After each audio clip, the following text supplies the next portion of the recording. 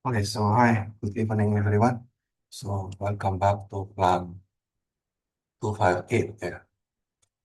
So this is the agenda for today. Okay, we will discuss mostly about finance and economic analysis. So I will give some example of us, and at the end, we discuss about sensitivity analysis and price elasticity of demand. So next week, that is our last class. So you will present your group presentation, and then I will discuss material with this about the given points analysis. Yeah. Okay. Then let's start with today. It's- you can go to um, I will so you can go to Moodle. Okay.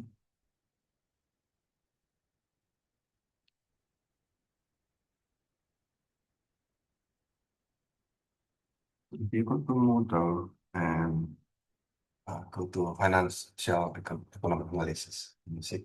So this one are the materials, and you have two assignment later. Yeah. Okay. And there is a template of investment analysis that you can use. Okay. So these are the material for today. Okay. So let's start. I hope this is interesting enough for you to discuss. Let's start with this first one. Okay. So you go to insightful financial education. Yes. Go to the index. So hopefully, by learning this lesson, okay, you will learn what is the meaning of compound interest rate, okay, and how the interest rate can make you bankrupt.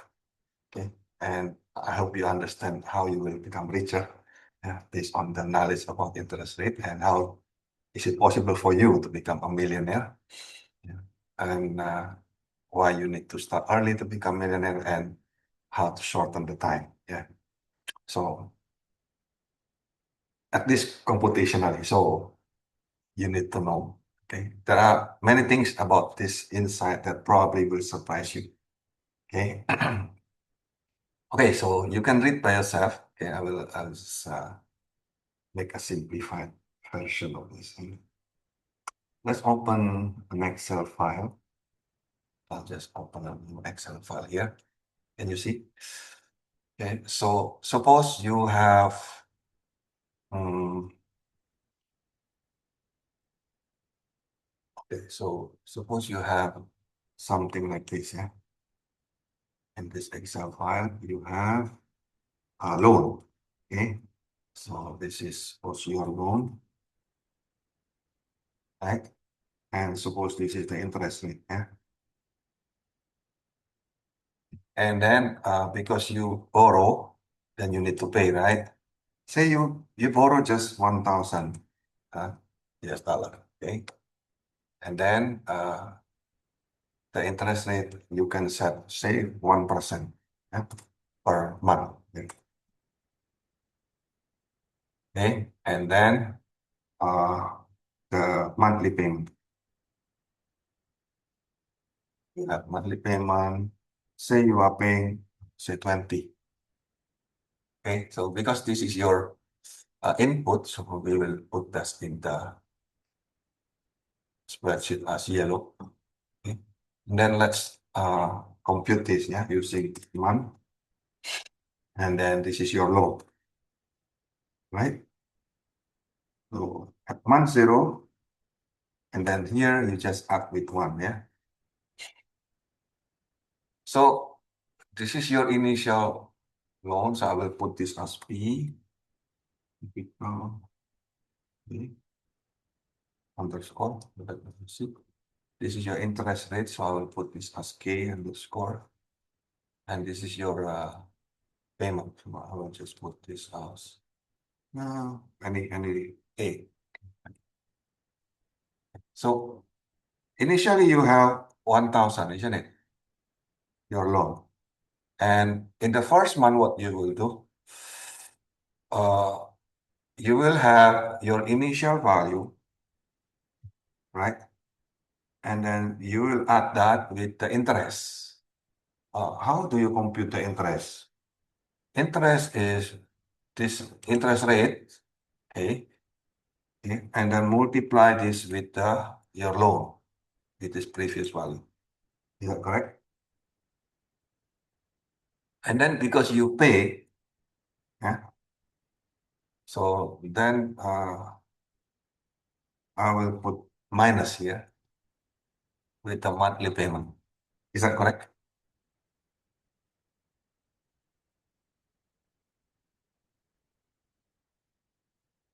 Is this computation correct or not? If correct, then you just copy, okay, say up to 100 plus. And then we will plot this one. Huh? So, see, okay, I will put this until the end. And then I will just plot. Huh? With the, okay, so I'll just plot this one. Your loan, this is correct.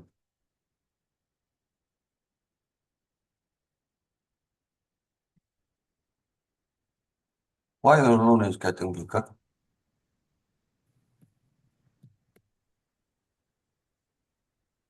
Yes, Lester.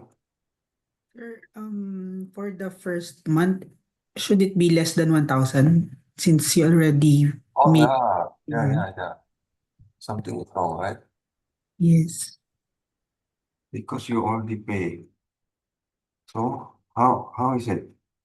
Can you correct this? I think we don't need to add the initial loan. Oh yeah, really? Just multiply it with the interest rate, then minus the monthly payment. You mean you Uh, need to get can you I, don't- I, Oh, sure, sure. we will remove the C8 plus. We will remove C8 plus. this one, C8 Yeah, plus. yeah, the first, yeah, This one. yes. Let's try, sir. Oh, that's not correct. Because if you put like that,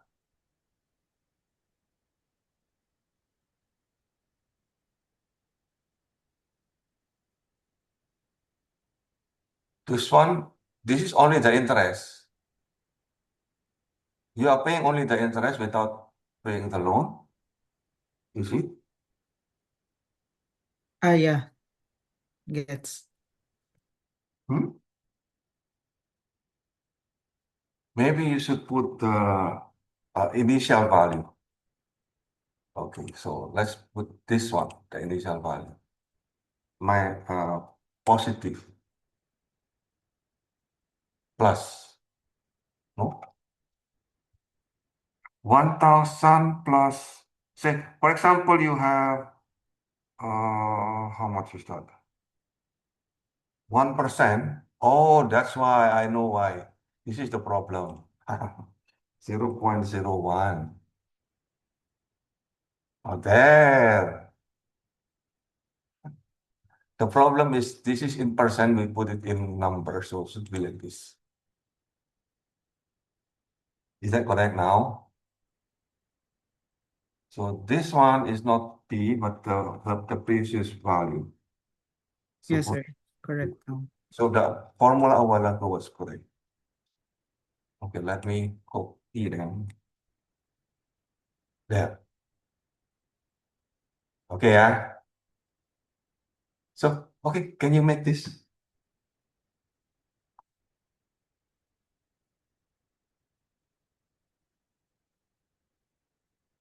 Hmm. So, uh, how many months can we pay our loan? So that would be around, yeah, 70 months. Is that correct? When they become zero, right?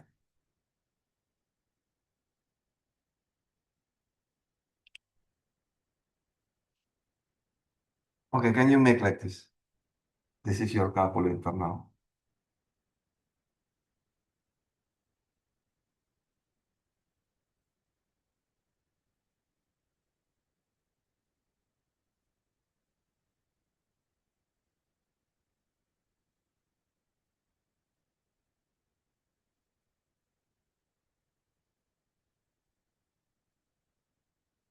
Correct, right? So this is the previous value plus the interest of the previous value, and then minus with their payment, right? So then if you copy this down, you will get around 70 months. If you make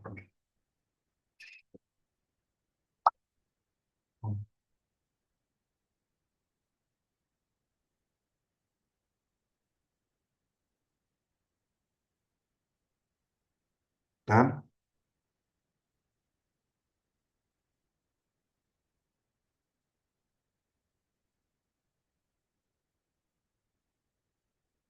so how much is $1,000 now in pesos?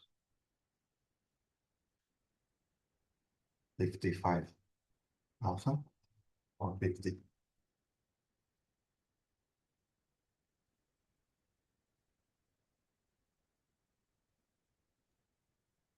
Sir, sorry, is it 17 months or 70? No, 70 months? 70, 70. Yeah, 70, yeah, yeah. yeah.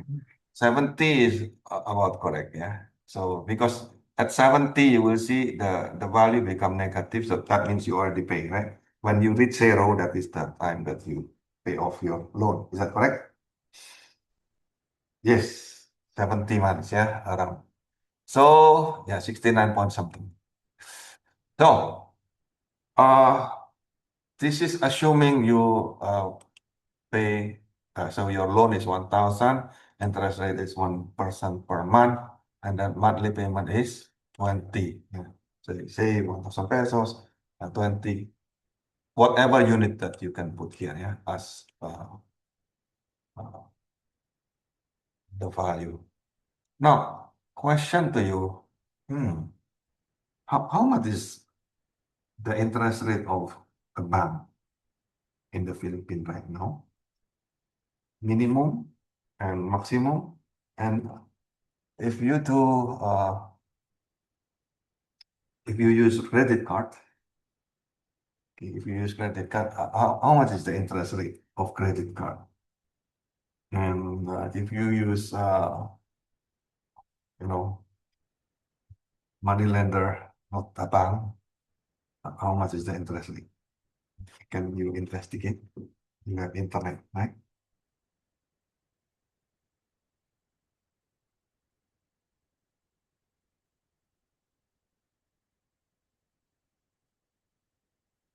So is this 1% per month is too high or too low?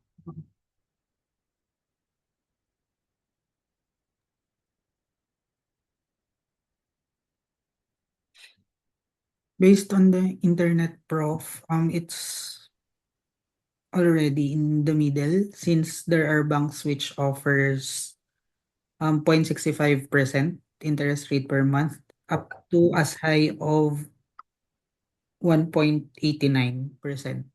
1.89%. This is the bank, yeah? Yeah, banks, Okay. bank loan. Okay, this is bank loan. And how about pag-ibig? O pag-ibig interest rate. Yes. How about credit card? George, Diane, can you investigate credit card? And Andrew, can you investigate you know, the loan in the station? Ubao, usually how much? This is per month, right? Yes, that's per month. Okay.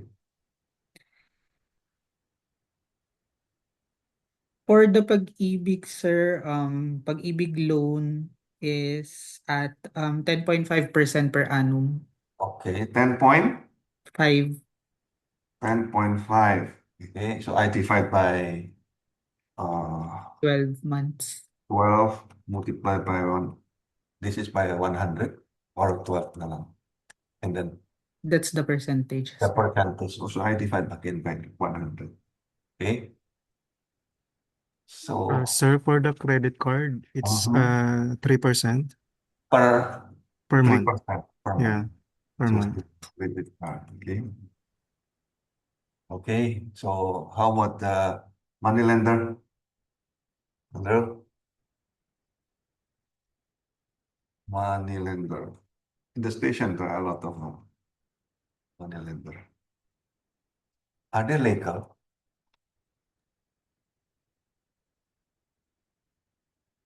Hmm? What is this? Oh, the money lender percentage per month. What if it's very small? You see? Sir, for money lender, they're showing here like 6% Per per month. month. Yeah. Okay, 6%. Let's put it 6%. Okay, so let's do this computation. You already make this computation, right? You already make the graph. Okay, let's put this 3%. Is that okay? Can you type 3% there? What will happen? Da, da, da. What is the meaning of this graph? Oh, how many months will you pay off your loan for your credit card? I don't have credit card, sir, but No, no, usually I just know it's, yeah, computation. I know it's like 3 years. 3 years. Yeah. Oh, you have your calculator. Why don't you just input the numbers and check when it will become zero? Huh? Don't believe the rumor. You need to prove. You guess 3 years. Okay, go. How many months, dear?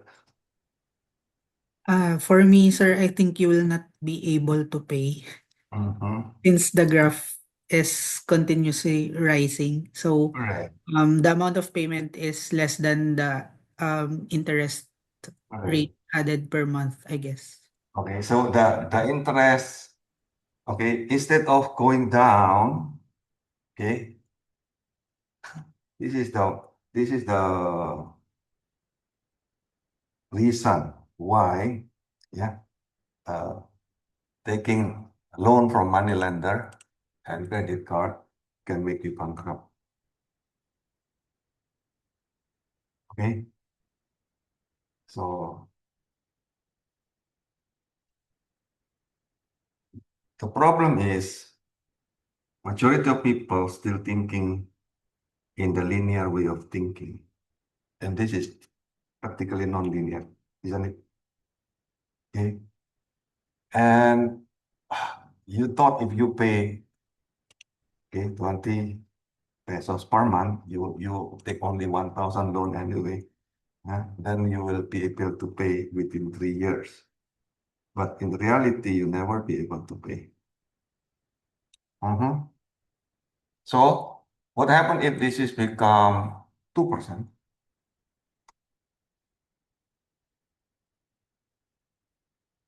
What is the meaning of this graph? Is this something nice or something good or something not good? Yes, Lester.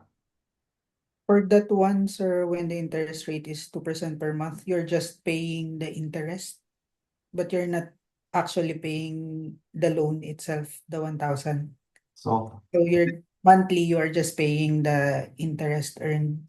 okay. So this is called equilibrium. Okay. So having equilibrium does not mean it's a good thing. Okay. So this means straight horizontal line here. This is the time, right? And so that means your interest is exactly the same as your monthly payment.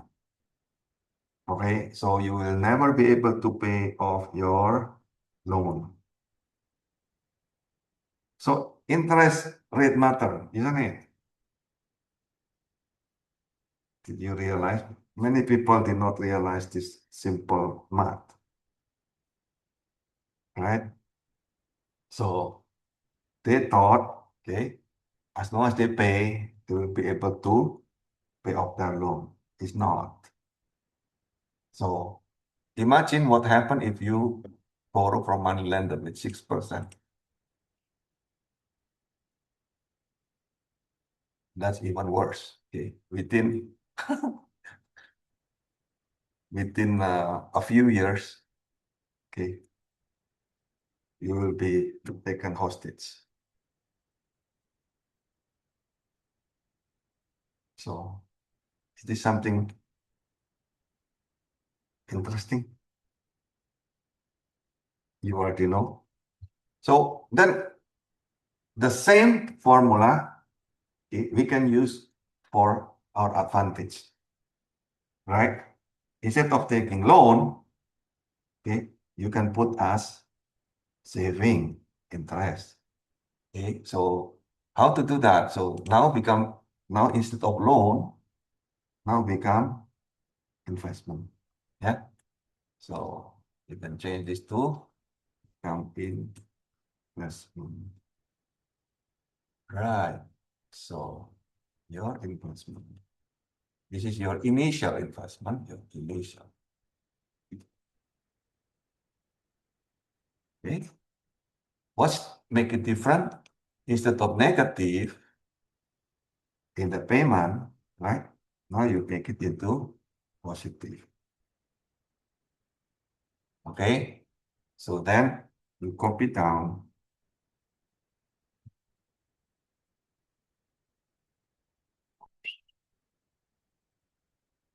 the same formula. Okay, so in this case, say you only have 1%. Okay, so you will not reach millionaire. Okay. Oh, saving account. How much is the interest of saving account per month?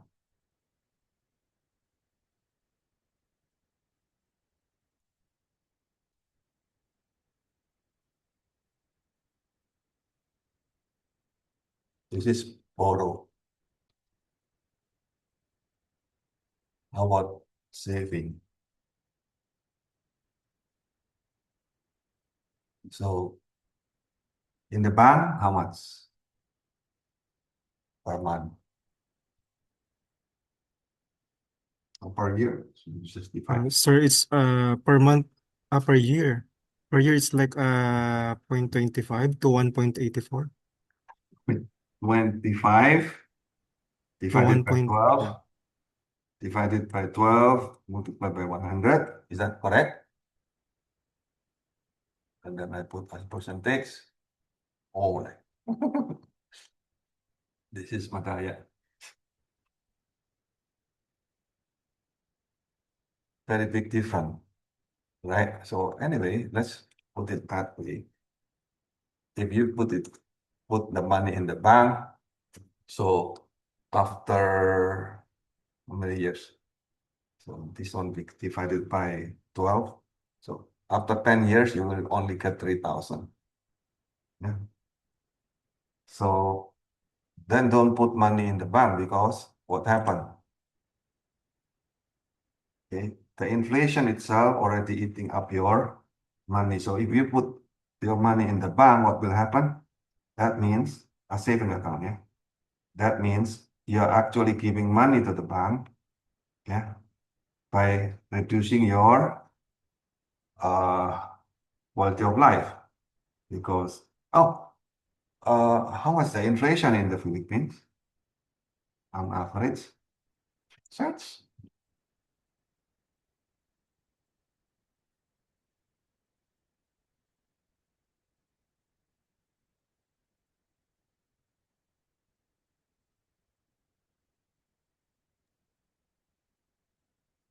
7.2%, sir, as of April How much? 2026. 7.2%. Then 7.2% per annum, right? Yes. Okay, so this one a while ago you said 25, right? 0.25. So if you put the money in the bank, you will earn only 0.25, not even 1% per year. But every year, okay, your price increased by 7 point something percent. That means your quality of life declined so much. So in that case, what you will do, okay, to survive, you cannot put your money in the bank. So you need to invest in something else. For example, in the bond. Oh, sir, now, how much is the bond in the Philippines or in the uh,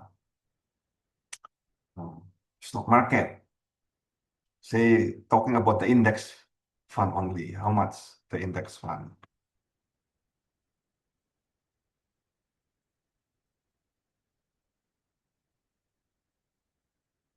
You have the internet, so you're supposed to search, right? This kind of things.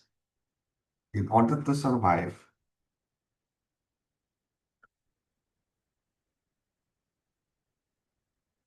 go ahead.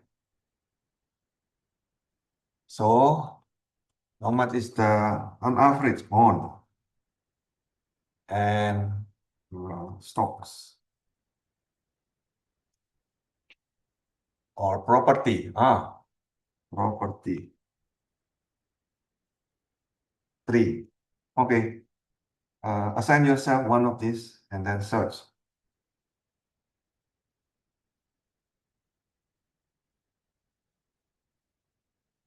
Thomas, can you find the average property increase per year?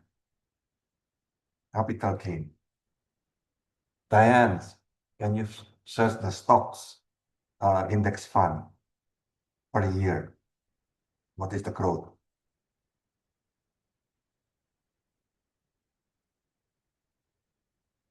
The rest, can you get the bond or mutual fund?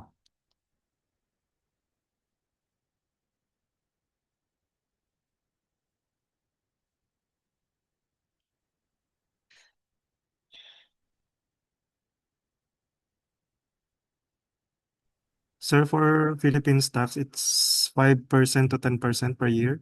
Which one? Stocks. Stock is 5 to Stocks. 10, 5 to 10%. to 10%. Okay. So this is just barely the same as inflation. How about mutual fund and bond? And how about property? For the bonds, sir, it's between 6.9 to 7.5. 6.2, 9, 7.5. 7.5. This is exactly the same as the inflation. Okay, good. How about mutual fund and property? For property, sir, it's 4 to 8%. 4% to 8%. And mutual fund, the same as the stocks, 5 to 10% also. Oh, really? That's pretty low. Oh, in that case, you need to invest in other countries.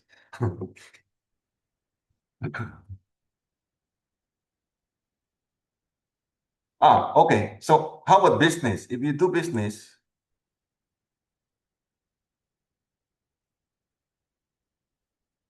how much is the growth?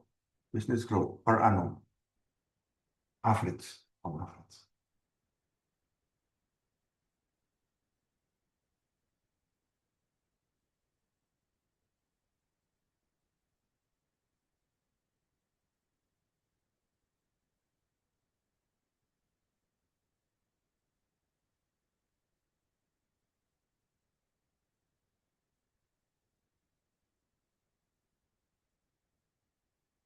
So it says here the mean average business growth per year is 10 to 20%. 10 to 20%. So to survive in the Philippines, you need to own a business. Actually, these all numbers are pretty low compared to Indonesia. Inflation is almost the same. So Indonesia is like 5%. So bond is about the same. Stocks usually in here is 12 to 15%. Properties in here is around 10%. Okay, business is usually 30%. Okay. Because if 10 to 20% you cannot borrow from the bank, that's impossible already. So your economy cannot grow without, isn't it? So the business should be higher than the bank loan in order to have the spare room for the business to grow. Okay. Okay, so with that, you see the numbers, it is recorded, right? So you can see later. So let's. Okay, so now I have the calculator here. So what's the strategy to become millionaire?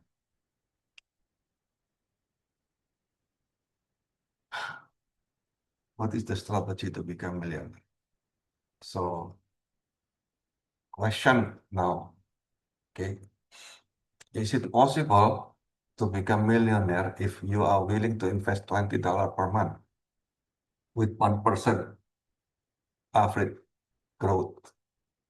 So when we said 1% per month, based on this number that you just investigate a while ago. So this is like you're supposed to have a business, then we can go there, right? Yeah. So, okay, so whatever number here. So I put number here 1%. Okay. So if you have only 20, can you reach 1 million?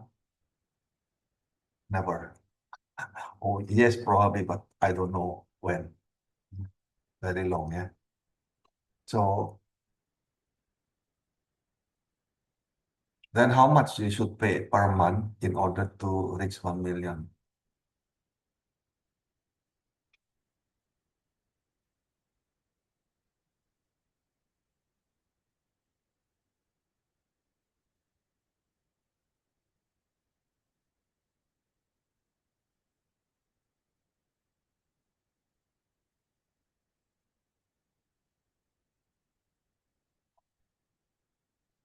How much is your monthly payment or yearly payment, if you want, in order to reach 1 million? So there's already calculator for that, yeah? So you can just get the calculator. So I will go to the next. Where is the calculator there? Oh, this one. Go to the financial analysis calculator. Okay, at the bottom, I have made a simple computation there. Okay, let me explain this. So initial money, say you borrow, you receive money today, right? Okay, and then we want to know how much is the same money equivalent in the future. Yeah, the one that we just did in the calculator.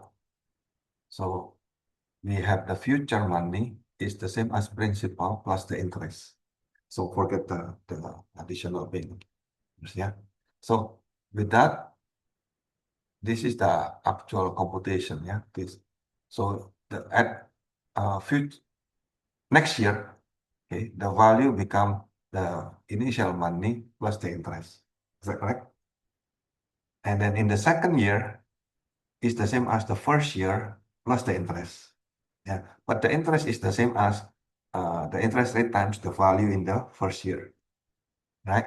So in that case, you become, if you put it in the initial money, P, then you will have K plus 1 exponent 2. 2 is the number of years. So if you go n years, then the formula becomes this formula. Can you see it? This formula is very interesting. Why?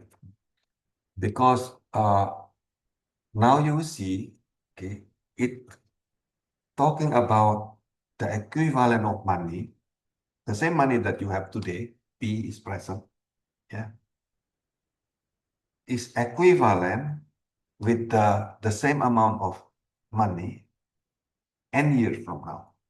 So Fn is the equivalent, okay, of money n years from now, given the interest rate and the time.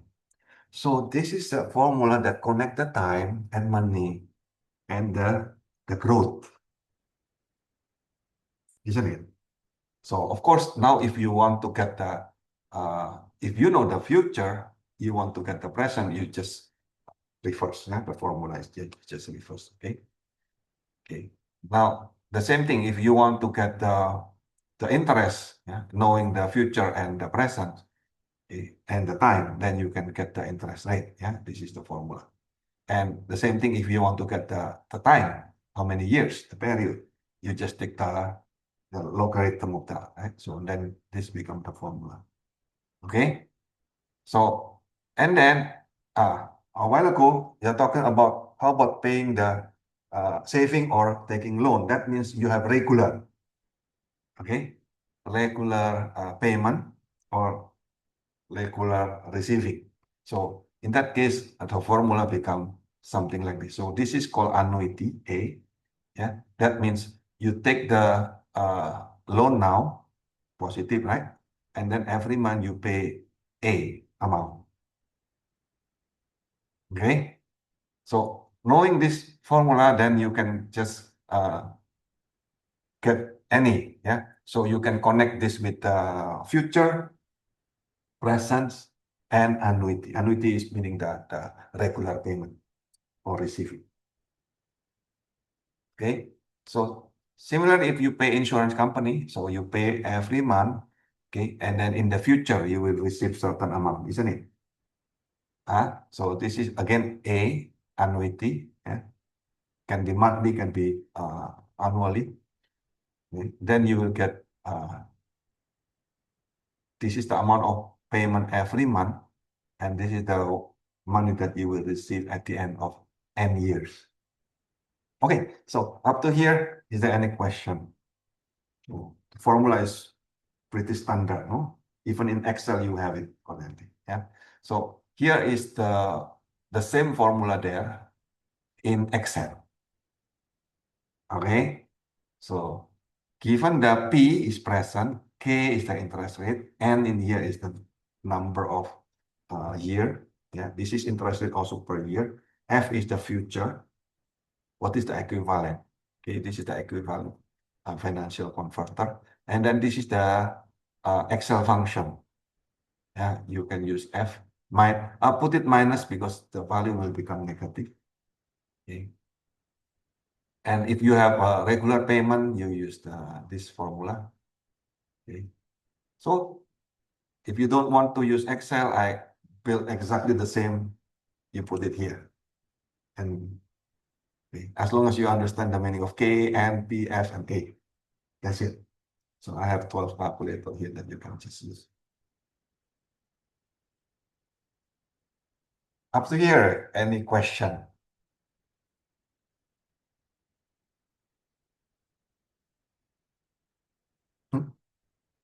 Lester, what do you want to say?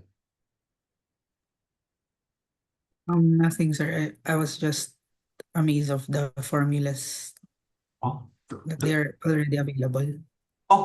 the formula has been invented since 13th centuries. Yeah, actually, it seemed to be familiar because we Yes, also took an economic class last undergrad. right. So this is not it's pretty standard. The formula is pretty standard. Okay. So, but I want you to understand the meaning rather than just plug in formula. Calculator is there. And I want you to make sense of this.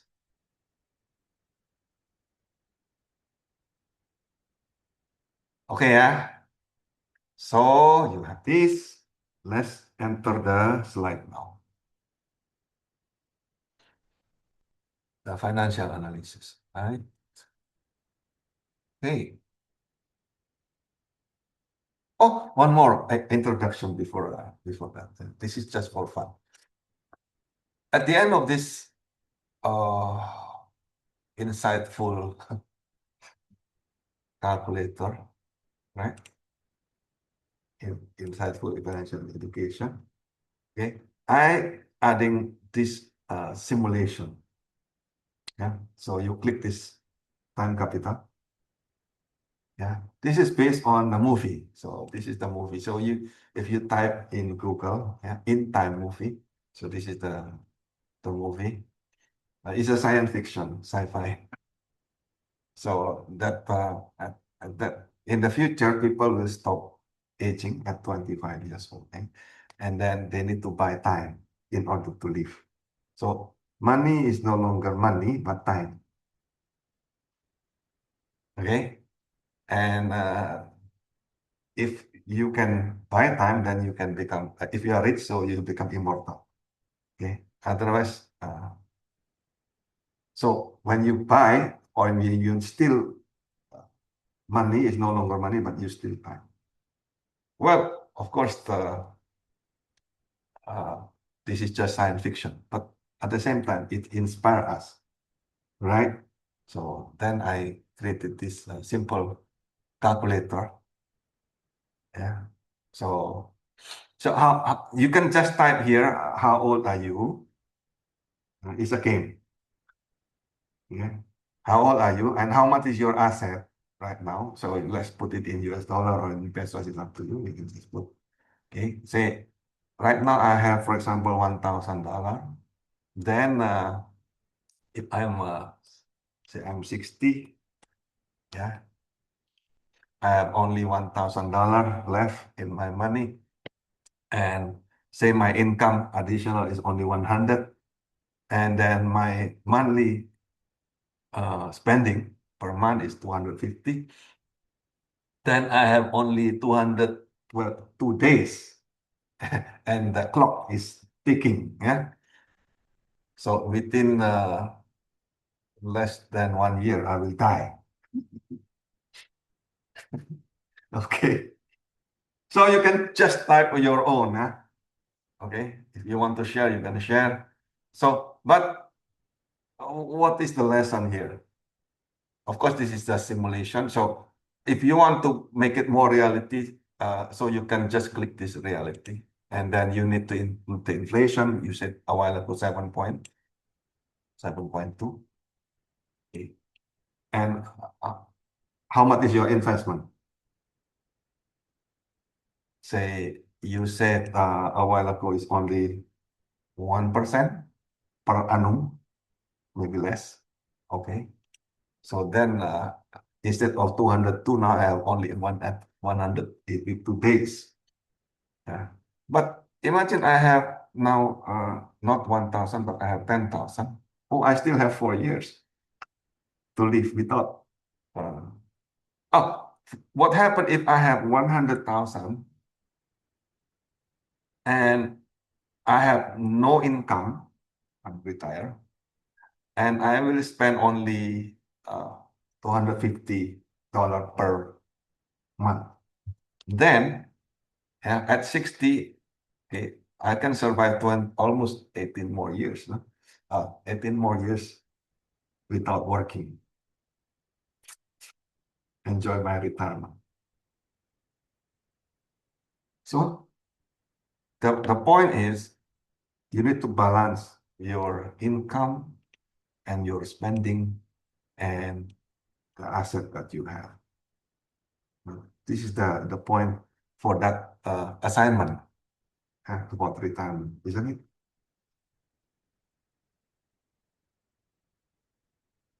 it? Try, I give you time to try this one so that this is fun.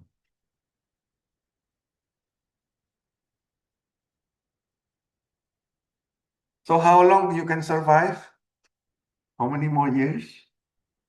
Only 5 days, sir. Oh my.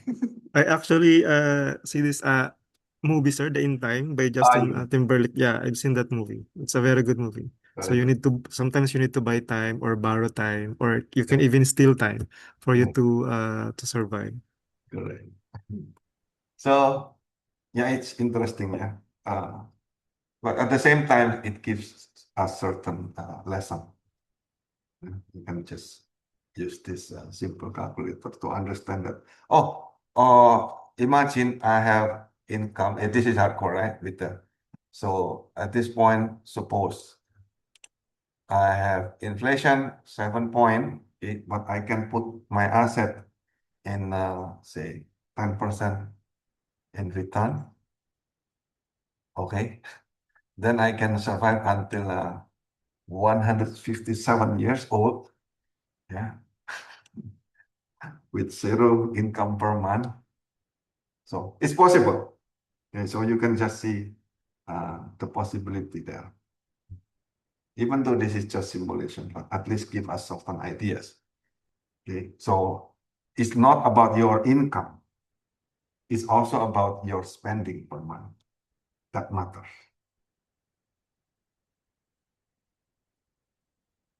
Okay, so you can input on your own. Any comment? Any? Yes, Andrew, you want to say something?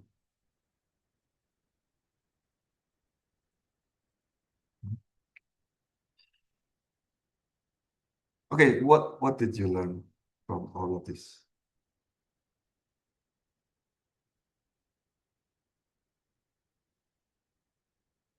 First, you learn about equilibrium, right? That your loan, not necessarily you can pay off. So be careful with the interest rate. Okay. And second, inflation matters. So that means inflation is the interest rate that actually equivalent to interest rate that actually eat up your income. So if your okay, how much increase of your salary per annum? The growth in percentage. Anyone want to say?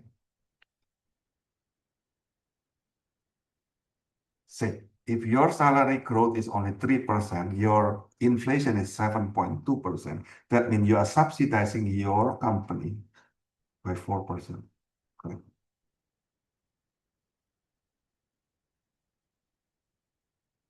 Wow. Do you realize?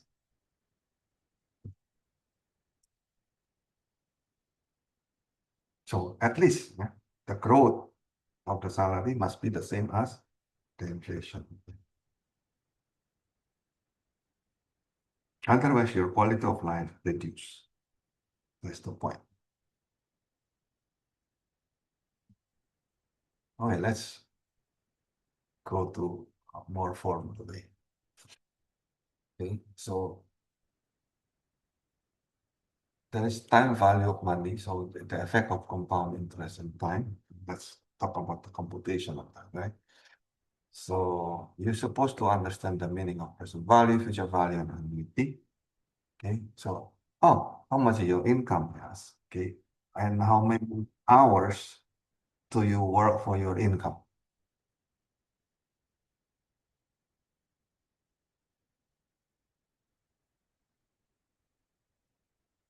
Anyone want to willing to share or no?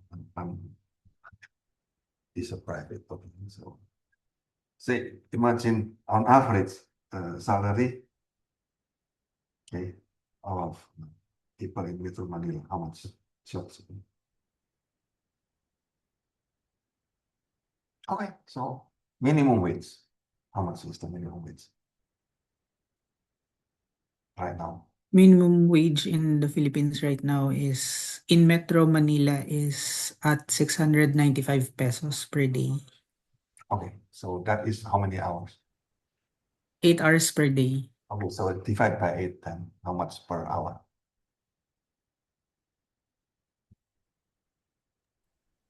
86.875 pesos per hour. 86 per hour. Yeah. Okay, good. So at least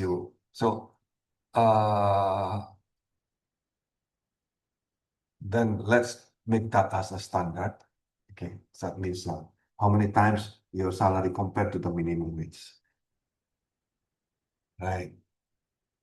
Okay, so if you put your money in the bank, you get interest. If you borrow from the bank, you need to pay interest, right? So this is the one that we discussed a while ago, so you already did. So if you put aside your money, say 1,000 pesos per month, yeah? And since you are 17 years old until 65 years old, and say you have a constant 1% per year interest rate, yeah, assuming simplicity, no bump rate. Yeah? So the question is, how much is your return on money, right? So, and then if you start not 17 but 25 or 40 years old, how much your return on money? And what happened if instead of 1% increase to 10%? Yeah. Okay, so annuity can be in the beginning or the end. So let's assume something here at the beginning of the year. So if you do that, say, without interest, yeah. So simple, right? Without interest, you just multiply. So 65 minus 17 multiplied by 12 months, right? That means 576 months. So if you start at 17 years old, this is the number of months. So your retirement money just multiply, right? The number of months times the monthly that you put per month. Yeah. So you will get 576,000 pesos. Yeah. But if you start at 25, of course, the number of months reduce. So this is your retirement money. The same thing if you start at 40, yeah, and retire at 65, this is supposed to be your retirement money. This is okay, right? So, but how about if you have, say, 1% interest? Okay, so if you have 1% interest, okay, your return money from 576 now increased to become 700. Okay, so if at 25, from 480 now become 590. Okay. The same thing here, from 300 now become 340. Well, not so much different at 1%, but at 10% interest. Okay. Wow. Suddenly your retirement money become million. Okay. So you become millionaire if you start early, correct? And you become millionaire if the interest rate is high. Simple. Yes. Any comment? Okay. 16,000 pesos per month in Metro Manila. That is the minimum wages. Okay. So if you out of that 16,000 pesos per month, if you save 1,000, okay, at certain interest rate, then you will get 14 million. If you start from 17, yeah. So start early in saving and put your saving in the higher investment rate. Yeah. Okay, so this is the comparison, right? Okay, with no interest, okay, and 1% interest, the increase is just little. Yeah. But once you put 10% interest, jump so much, isn't it? This is the meaning of interest rate, you know. Okay. The same thing, yeah. From 590 suddenly jump to 6 million, yeah. Okay. So majority of you are still at 20 plus, right? So if you are at 40, so you will only get much smaller. Okay. So question, what if you just, not just 1,000, per month, but 10,000 per month. Then, of course, it become multiplied by 10. Okay. So this is the definition, yeah. So inflation is a measure of decline in your purchasing power, yeah, in your currency, yeah. So that's usually government just report based on certain market basket commodity, not everything, okay. So for example, oil, sugar, rice, electricity, and so, yeah. So it will affect your price of food and so on. Okay, so yeah, you already checked a while ago, yeah. So, anyone still remember when you are still high school, how much is the jeepney rate at that time and how much is now? Or food in the same food in the same cafeteria, the same vendor. How many years ago? Yes, Lester. For me, sir, as far as I can remember, when I was in college way back 2016, I guess. So 10 years ago, the minimum fare in the jeep is around 6 pesos. Pesos. And then right now, the minimum fare is 13 pesos. Okay, let's compute, huh? How much is the actual inflation rate of jeepney? Is that okay? Okay, let's go to the financial calculator a while ago. What is that? Financial calculator a while ago. This one. Right. So let's compute. What do you want to get in here now? You want to get the interest rate, isn't it? Huh? You want to get the interest rate. Okay. Knowing the previous and the future, yeah. The future is current, is papers. So that was 10 years ago, you said. Now is how much? 13, 12? 13, sir. 13. And at that, oh, sorry, 13 is now. 13 in the future, and then 6 And 6. in the present. Okay. And compute, oh, 8%, not 7%. Okay. This chimney alone, right? So you can see that this is actually 8% per annum, this one. Okay, that's so the usefulness of calculator now become obvious, no? So you can check how much is the same food in the same vendor in the same cafeteria, how many years ago and today. Then you can input there, and then you can check, yeah, based on that food alone, how much is the interest rate. Yeah, that interest rate represent the inflation. Is it clear, yeah? Okay, so the same, yeah. How much do you earn per year, and what rate will you earning decrease or increase per year? Yeah.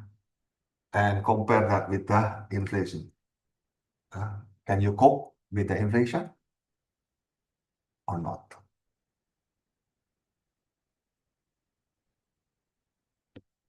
Depressing story. Okay, so imagine, of course, uh, most of you will buy a house probably. Yeah. So you say, imagine you just bought a new house after paying down the down payment, you still have remaining balance. Yeah. So 1 million pesos. So then there are several, you still have cash, but there is an offer that you can take loan from the bank. And this is the option. Yeah. Either 5 years, 10 years, or 15 years. And this is the, a while ago, the Pakibig is around this much, right? So 10% interest, okay? Or you have a rich uncle, so you can borrow from your uncle at 30% interest, but this is not compound annually. This is flat rate.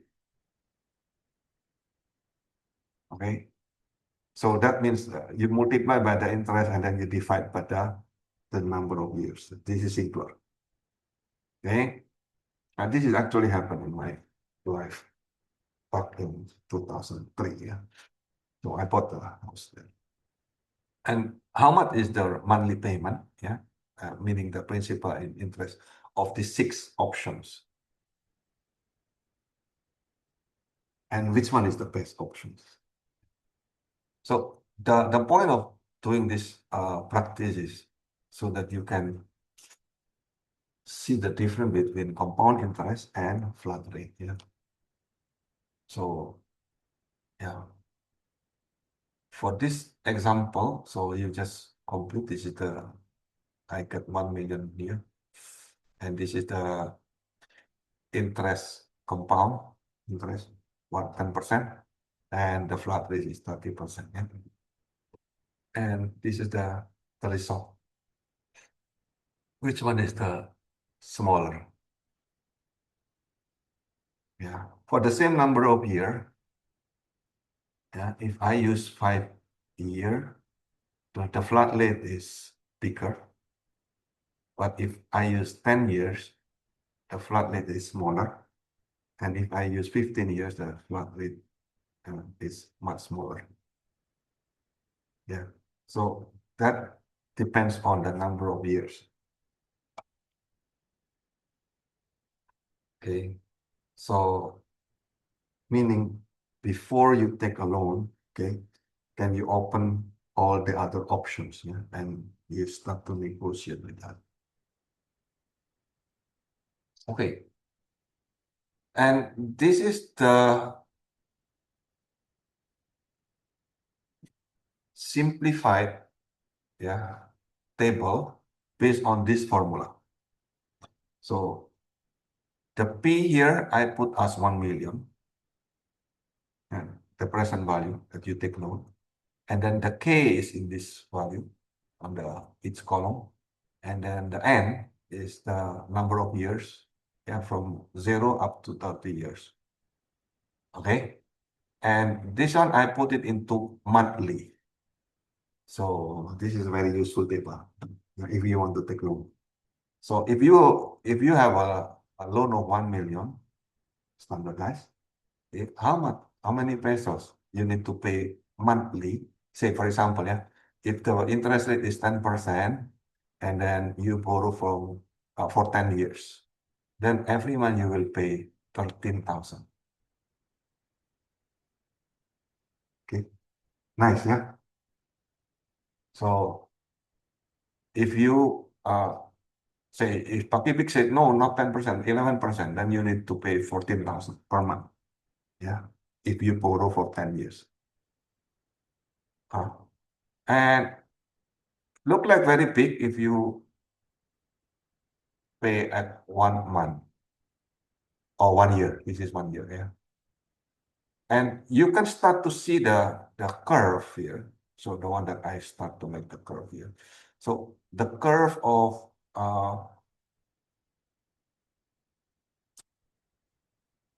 the color code here, the heat map. Okay. So it look like very small, right? If you take a loan for say 10 years or 10%, okay, so it look like you pay only 8,000 compared to 91,000. Okay, monthly. So people usually concerned about monthly that they can afford. So this is the table that you can use. Yeah. But I want to show the next is what is the reality. Okay. Nah, this is the actual reality that you actually pay. Yeah. So this is the compound interest and the time effect. The same, yeah. This is K from 0 to 36%. This is the credit card company. So 30% times 12, 36, isn't it? And then this is in each row here is the year, yeah. So example, this formula is just a simple formula, yeah. Future equal to present multiplied by 1 plus interest rate, yeah. Exponent of n, yeah. N is the number of years. And then the P in here, I just put 1. So you can create your own. This table you can create on your own. Okay. What's the meaning of this? Okay. So say you borrow 1 million. Okay. If you borrow 1 million at 10% interest for 10 years.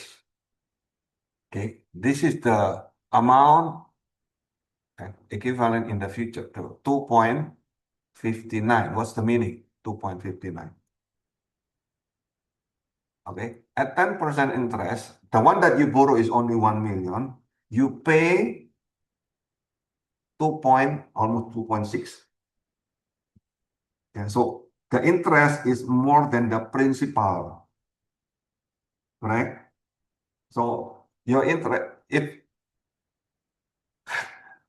majority of people thinking, oh, the interest rate is only 10%. They are thinking in linear way that you are only paying 10%. In reality, you don't pay 10%. You are paying 2.5 times.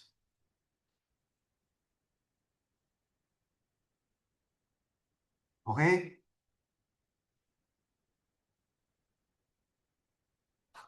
And if you borrow for 30 years at 10%, you are not paying 2 times. You are paying 17 times. OMG, why don't you realize this? Like, majority of people don't realize this table. How many times you borrow one and then paying 10%, you are thinking just 10%, right? Linearly. No, you're not paying 10%. You are paying more than double. In fact, if the longer you take, okay, the worse you are, actually. You borrow only 1 million, you are paying the bank 16 million. Do you realize? Or you don't? And then you are telling, oh, middle income trap. It's not trap, it's your own decision to take that loan. And you are blaming others. Do you realize the way of thinking? Should change. Okay? This is very important financial education for your life. Correct?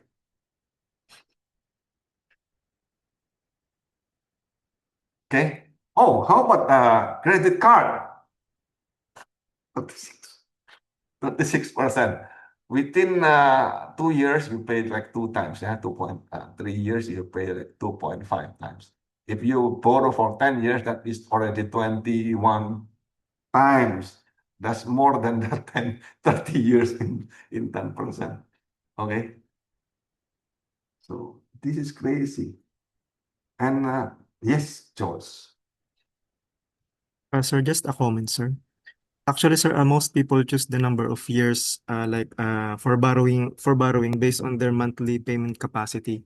So, The or previous even though table. they know that the longer long term, sir, they will be paying more, but still they choose it because that's the monthly payment that they can afford.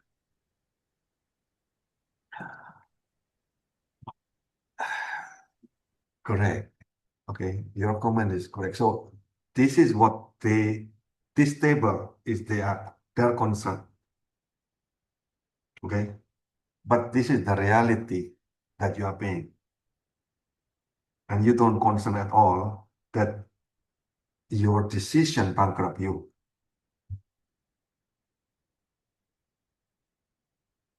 Okay, it's a short-term thinking rather than long-term thinking. That's the problem.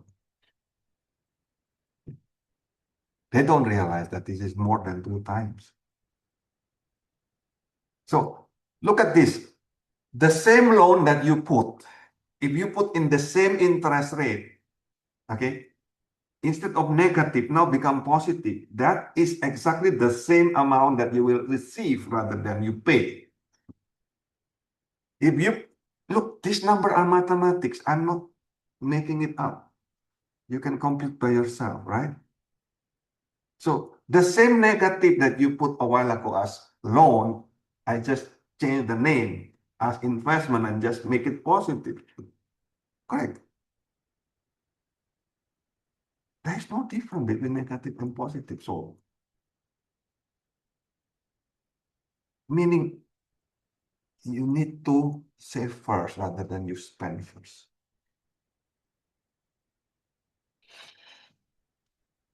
You need to invest rather than you eagerly want to get.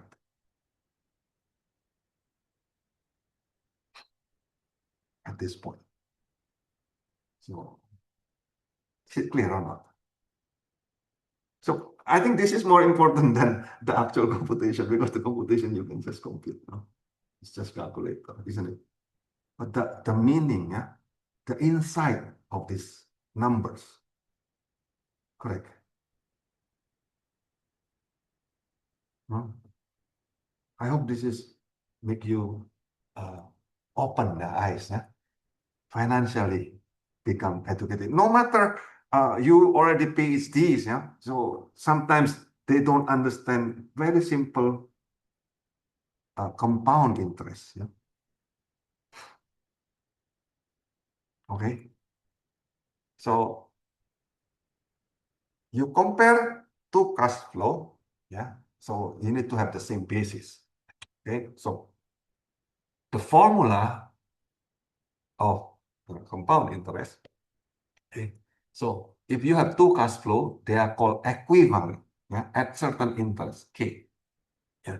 If you can convert one cash flow into the others, yeah, using the same compound interest factor. So for example, say you put deposit of 10,000, yeah, for 3 years at 8%, yeah, you will accumulate like 12,000, right?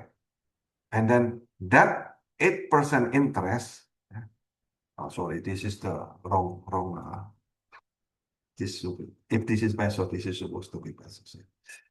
So at 8%, so that 10,000, yeah, at time zero is equivalent to 12,000. Yeah. Yeah, this peso, this is supposed to be dollar, not.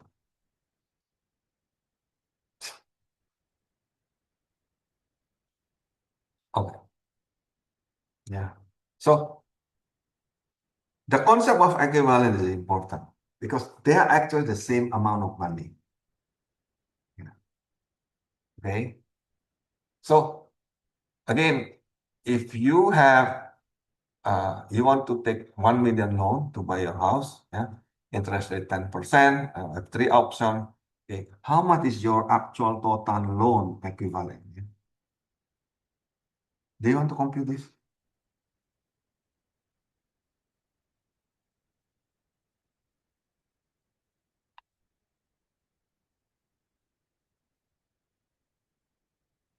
The calculator is just have just input.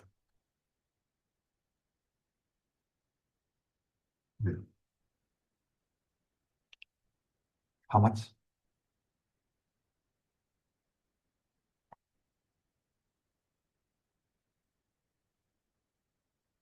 So 10% interest. Which calculator should you use for this problem? So interest rate, you know, okay, and initially you get this much, and how much is your actual loan equivalent? So you need to know the future, right? You know the present, you know the time and the interest rate K, and you need to know the future. Okay. So let's put that the first calculator. Okay. Correct. So let's go to the first calculator. Yes, you need to know the future. So you have 1 million, so just put 1 in here. How many years? Say by, and how many interest? In 10%, so 0.1, right? So if you put 10 years, 2.59, right? If you put 5 years, 1.6. Huh? So if you put 15 years, 4 point. Yeah. So yeah, this is the fund. Yeah. So you borrow only 1 million in 5 years at 10% interest, you need to pay 1.6. That means 600 is the interest. Yeah. If you pay in 10 years, 2.59, that means you minus with 1, right? So the one that you borrow is only 1, but you need to pay 2.59. Yeah. They are equivalent. Yeah. Okay, so now we talk about the costs, yeah, and the benefit. Yeah. So in transport and in construction, right? So usually you have costs and the benefit. Okay, so the cost will include the initial capital, yeah, for investment or for any things that you need to buy in the beginning. And then you need to have what is called operational cost, you know, monthly or weekly that you need to pay. Yeah, that's including the salary. And then you need to have the repair, yeah, and maintenance, administrative and taxes. These are the major costs. So if you have a business or investment, you also get income, right? Yeah, so then you have income from the rent or from the sales. For public goods like public transport and so on. So you have subsidy, yeah, from the government. Okay. And then salvage value, meaning after how many years, okay, that initial investment will be sold out and still have remaining value. Yeah, this remaining value is called salvage value. Okay. And usually you have certain capital gain, yeah. For example, the increase of property value or the stock value and so on. Yeah? So these are also benefit. Okay, then you need to evaluate, right? So you want to evaluate whether this investment or that investment is actually better than the others. Okay, so one way to compute that is to have what is called economic indicator. Yeah. So we have many different type of economic indicator. Yeah. The simplest is what is called net present value. Yeah. So NPV. What is that? You compute the total of benefit. So these are all the benefit that you get. Okay. And then you minus with the total of the cost. Yeah. So however, the problem is you will put into many different years, right? Then you need to put all these, the same equivalent cash flow of the same year. For example, year 0 or at the end of the project, year end. Yeah? As long as they are in the same year, then you can add them together. That's the meaning of equivalent there. Okay. The second is to use what is called benefit cost ratio. So instead of minus, yeah, total benefit minus total cost, you can also have total benefit divided by the total cost. Yeah. In NPV, yeah, net present value, of course, you want to have profit. Yeah, that means total benefit must be larger than the total cost. Otherwise, the investment of the project will not have value. And the same thing here. Using BCR, yeah. So total benefit must be larger than total cost. That means the BCR must be larger than 1. Yeah. So this is the first indicator. Yeah. But usually we don't use these two. And these are just the way to compute. Yeah. The one that we use usually this one, IRR. Yeah. Annual return. Why?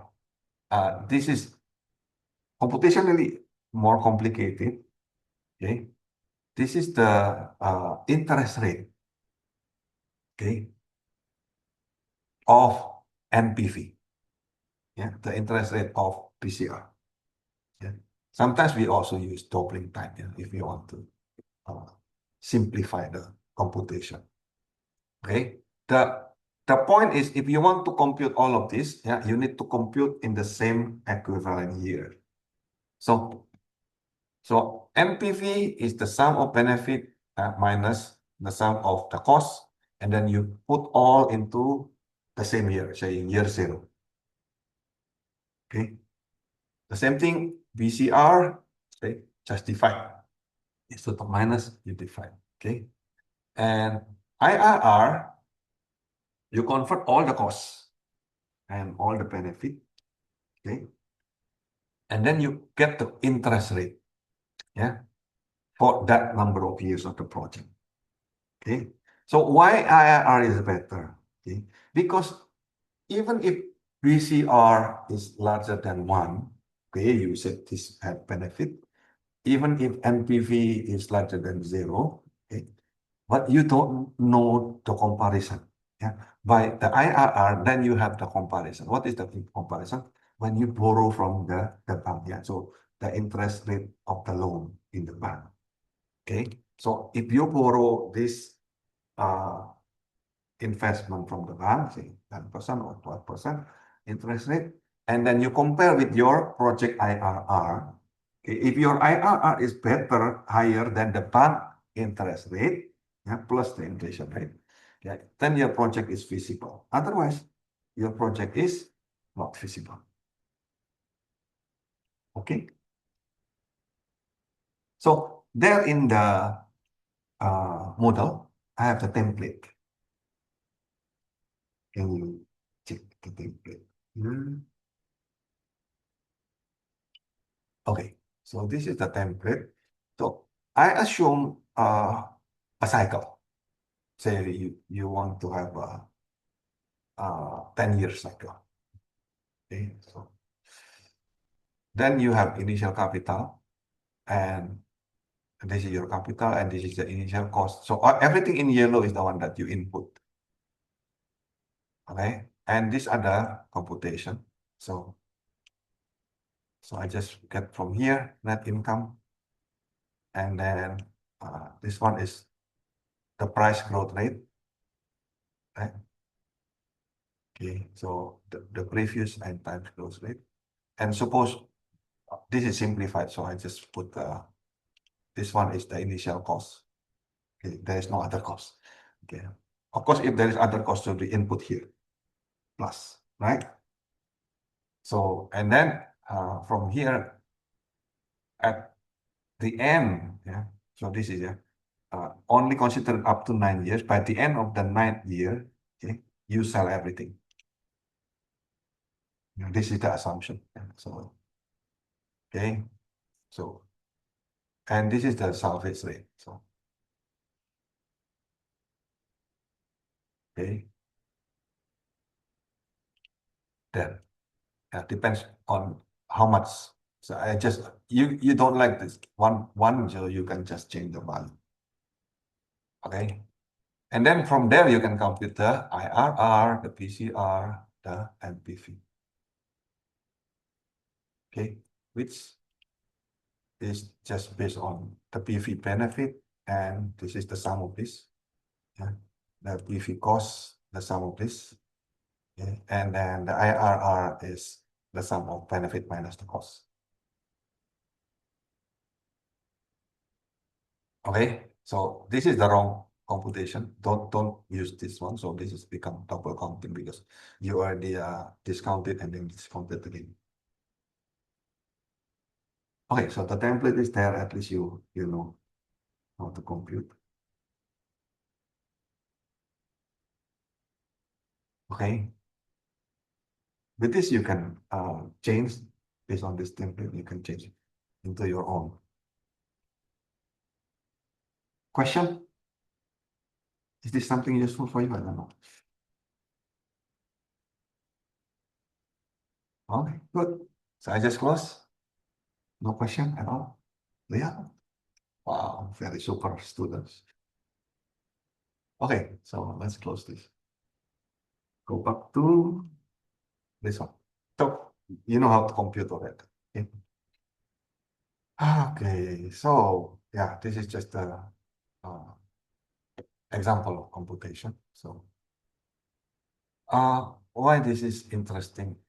Because you see, sometimes in reality you will not get the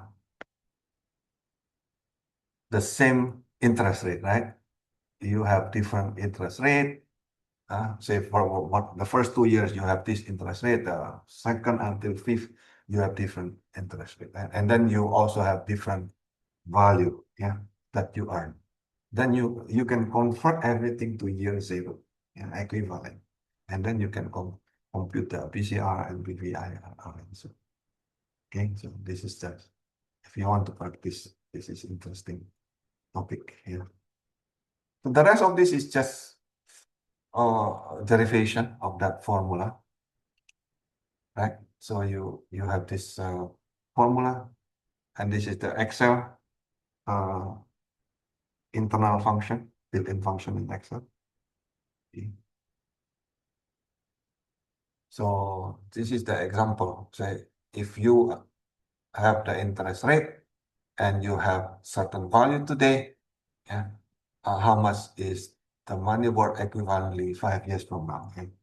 So plug this into the calculator. Oh, which calculator you will use among the 12 calculator?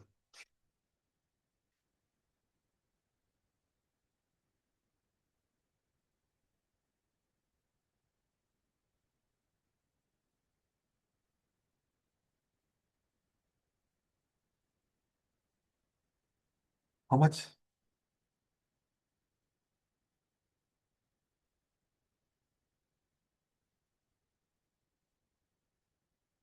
Oh, if you don't want to use the calculator, you can use Excel, use the same value.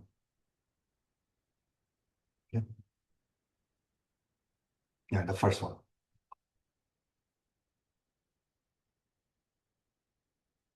Practice, practice. Just plug in. You can get.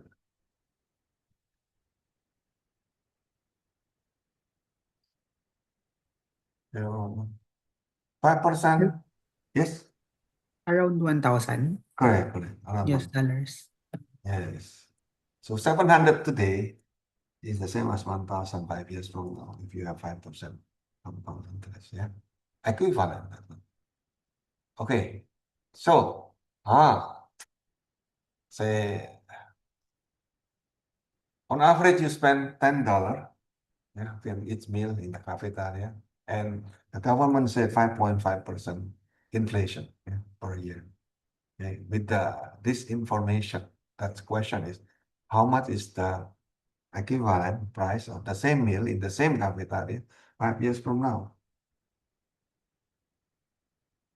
Yes. Yeah. 9,000. How about this one? So you need to know what you have, yeah. So $10 is present value, P, isn't it? Okay, and you have the 5.5 is the K, this is the interest rate, and the N. Oh, okay, so you get 13. Yeah, nice. Okay, easy, yeah. So now, if you already get the money, okay, that you invested N years ago, yeah, at the same interest rate, you can also reverse, yeah. So if you know the future, you want to know the present, right? So there are some situations like that, right? So this is the Excel formula if you want to use. Anyway, so you know F, you know K, you know N, you can get F, P. Yeah, P is the present. You see? Okay, try. So your uncle give you 1,000 a year from now, assuming 5% return. How much is the present value of that money? Hmm. So, 900. Yeah. So, correct.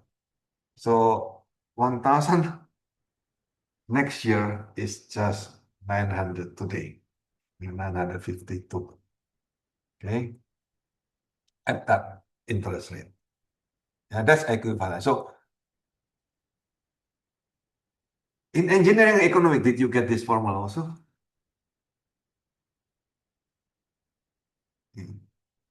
Many engineering economics, they did not give this formula. Actually, to compute is very easy.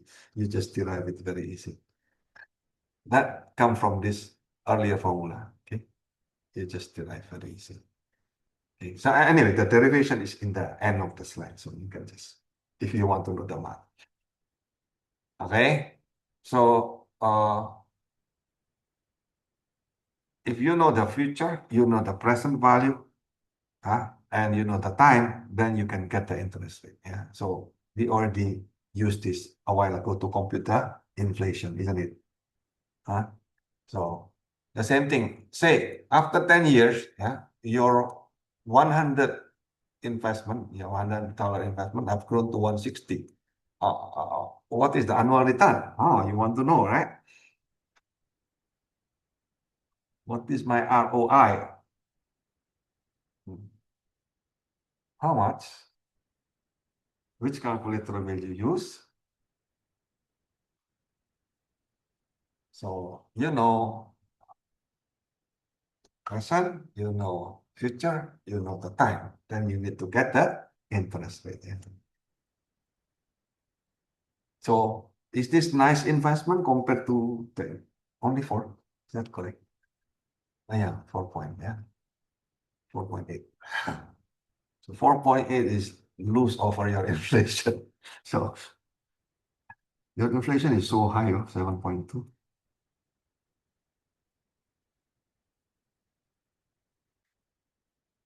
Yeah. So the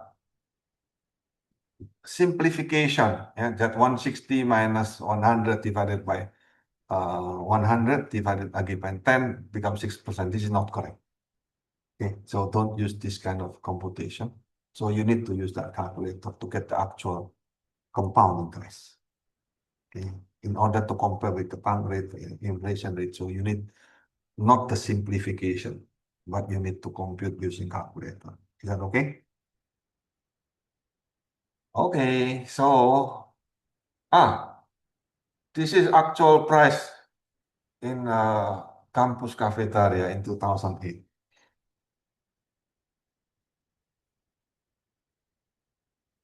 Yeah, and this is the actual price also in 2018. I don't know how much now.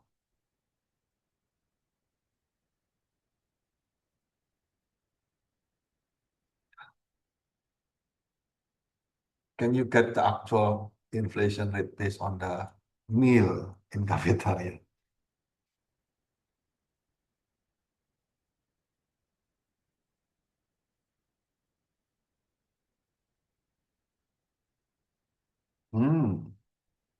Wow, 9.6% from who was the president at that time?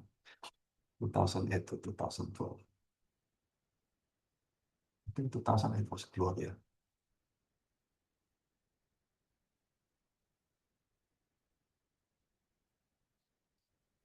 And then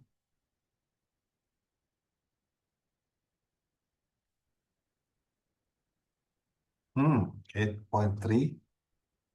Yeah, okay. And 9.6. And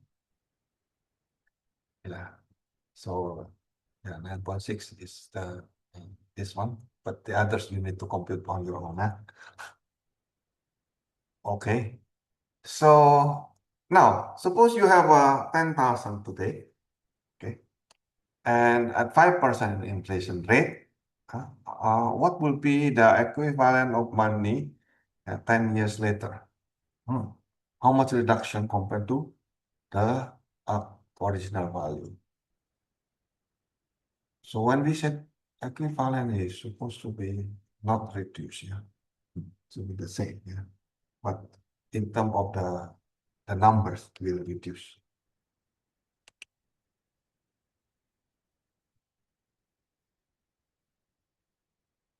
Yeah, but inflation rate actually eating up because the price increase, yeah. Okay, so what you have present value, you have the K, the interest rate, and you have the N, 10. So then we want to know the future value. Okay, so the future value is just compute. Oh, so you get 5,000. At that time, the reduction is just minus, right? So around 40% reduction in 10 years. This is the reduction means the reduce of quality of life.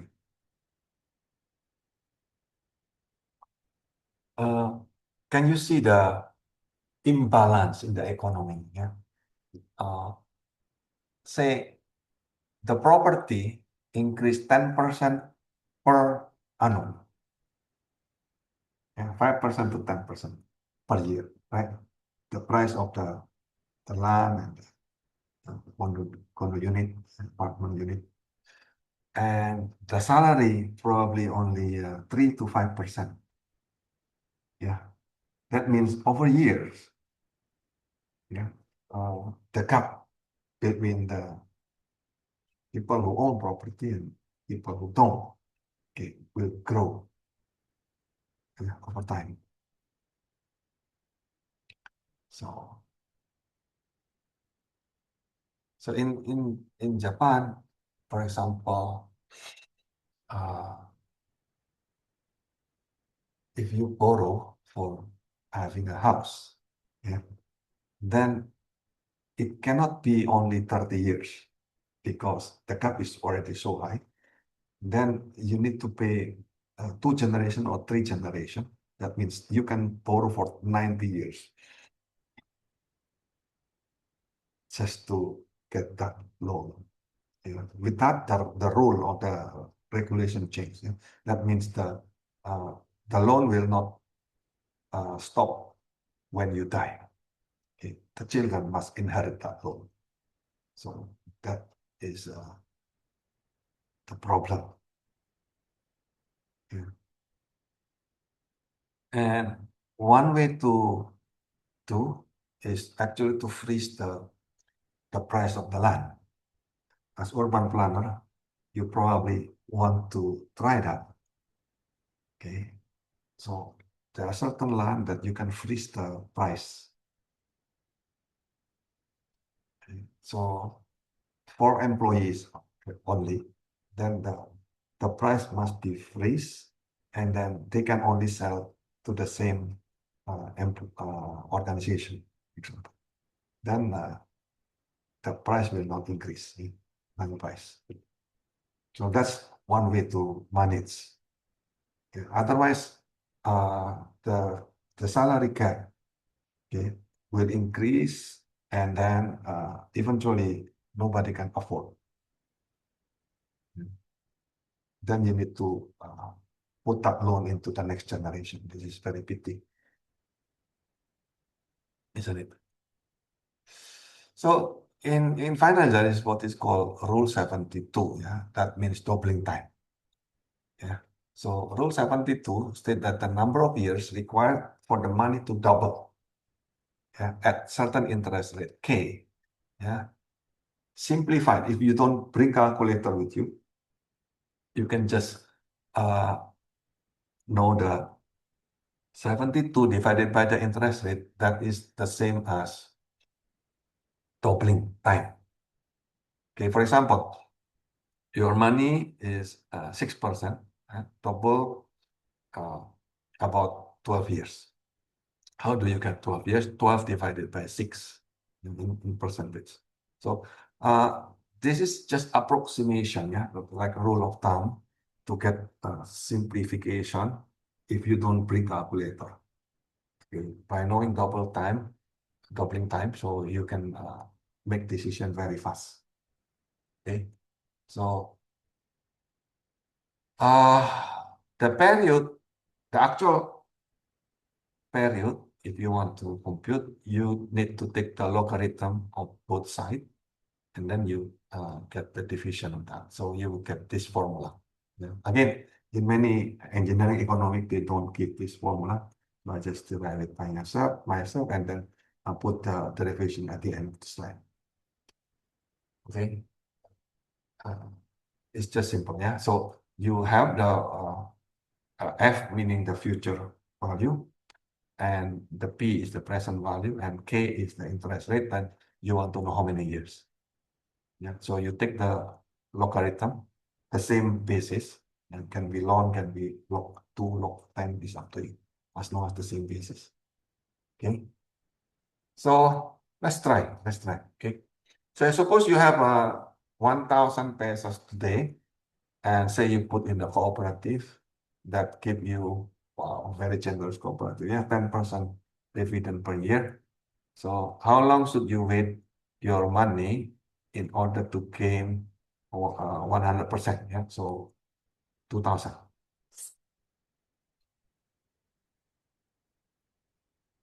Yes, 7.2 years. Yes, correct, 7.2 years. Yeah. So if you calculate by doubling time a while ago, 72 divided by the interest rate, it is 10, right? So it's almost the same also, right? So doubling time is pretty accurate if, yeah. So this is investigate, yeah, the rule of doubling time. Yeah. So let's investigate if you put from 1% to 35%, yeah, and then you compute the absolute error so that you will know the accuracy of doubling time rule of thumb. There, yeah. So K is the interest rate, yeah. So this is the approximate error. Okay. So you compare, and you will see that if the K, the interest rate, is pretty small, the accuracy is actually very bad. Okay, but the best is around 8%. So this is average pretty accurate. Yeah. So above 5%, this is pretty accurate. Okay, so doubling times simplification, but you need to get the accuracy. Okay, sometimes the bank, when you borrow or the money in the bank, they will say the nominal interest. This is what they will say. Okay, but in practice, this is what they will compute. Yeah? So effective interest is the one that they compute. So especially if they say, oh, this is monthly or quarterly or daily. Yeah. So say if the bank said 3% compound each quarter, okay, then they will say so approximately 12%. Okay, so in reality, this is what they will compute. Yeah, so 3% quarterly. That means using this formula. Okay, 3% is 1 plus 12%. This one divided by 4. M is the period. Okay, and then minus 1. So you will get actually 12.55. Yeah? The same thing, if you put it into monthly, yeah, become higher. If you put it daily, become much higher again. Okay, so yeah, some bank will have daily interest or something. Okay, so this is the formula to compute the effective interest. Okay, the next concept is annuity. That means you borrow initially, so you earn, and then in the next month or next year, you need to pay the same amount. This is called annuity. Yeah, in Excel, this is the formula. Yeah. Using this function, built-in function in Excel. And this is the actual formula inside Excel. Yeah. And also in the calculator, the same formula. Okay. So, okay, so try this practice. So you need to select two choices. Yeah. You receive 600 today, or you receive 100 per year for 7 years. Assume 5% interest rate. So which one is higher?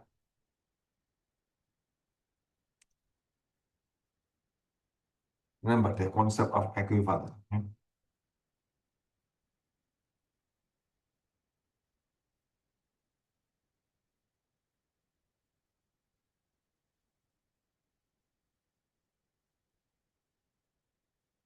Which one is higher?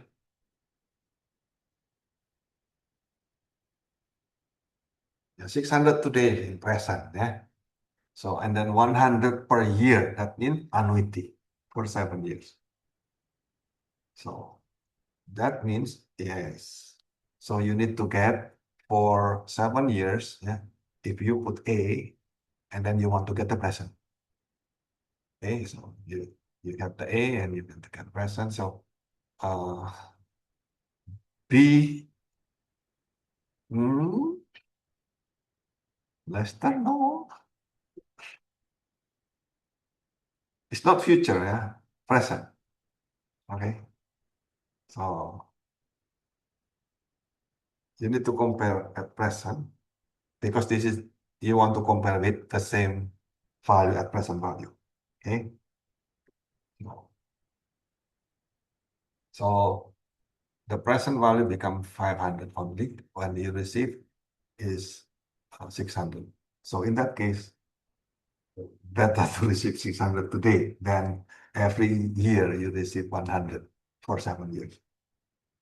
Okay, so this is actually the same with when you will use this when you want to get a decision and you want to decide, should I take the what is that called? Pension money lump sum, or per month. Okay, so then you can compute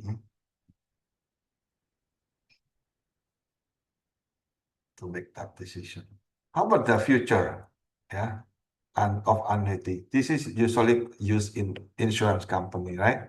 So you need to pay every month or every year, okay? And then at the end of the end year, you will receive. Yeah, this is the one that you use F instead of present.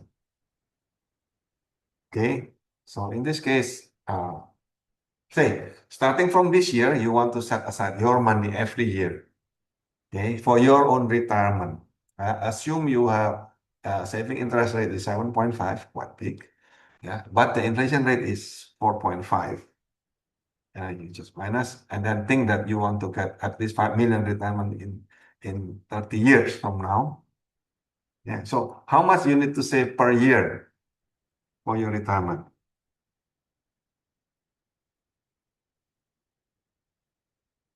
Is this something useful for you? I don't know. You probably want to know also, right?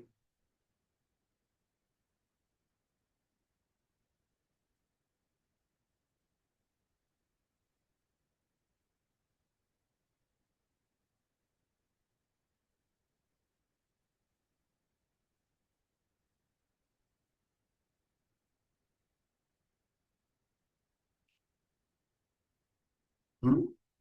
0.1 million? Is it that big? Oh, correct. Per year you need to, if you want to get 5 million, so per year you need to pay this much. If you want to get monthly, then you divide this by 12, right? Approximately. So you can start to compute, yeah, your own retirement benefit, yeah. This is the summary of the financial calculator, yeah. And this is the assignment there in Moodle. I just copy and paste that. And this is the answer, supposed to be like this. I don't know. Maybe my answer is wrong, so we just correct it. No problem. Okay. And this is the second, this is the same assignment there in model. So suppose you have 100,000 and you put in the bank, you get this interest. But if you put in the stock market, you will gain either 7% on average probability. Oh, now become decision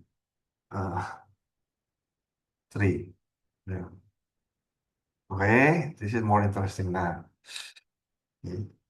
And based on the 10 years investment period, will you invest your money in the bank or you put in the stock market? Okay, so, oh, I don't have the answer, so go ahead, you can try. Yeah. So the rest is just the derivation, so you can just check on your own. Yeah, the first one. So any question about this engineering economic that in other course is 1 semester, so I'll just put it in 1 hour.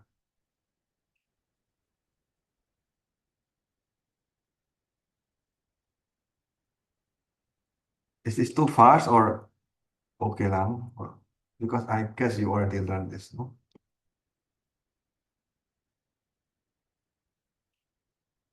Give me comment, give me question if you have.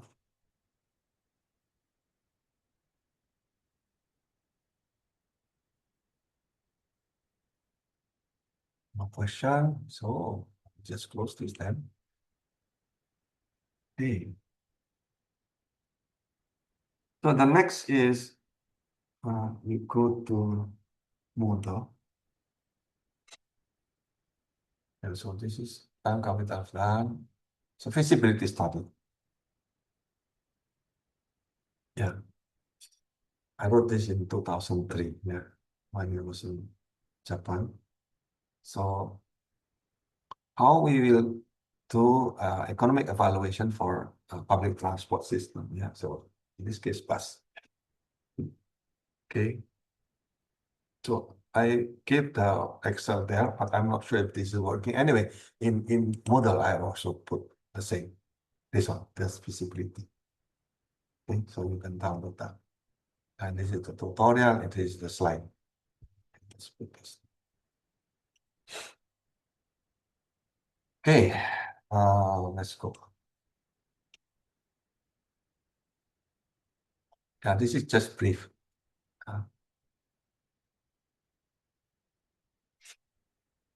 So a while ago, we said, look, you need to get the benefit and the cost, and we compute the MPV, PCR, and IRR, right?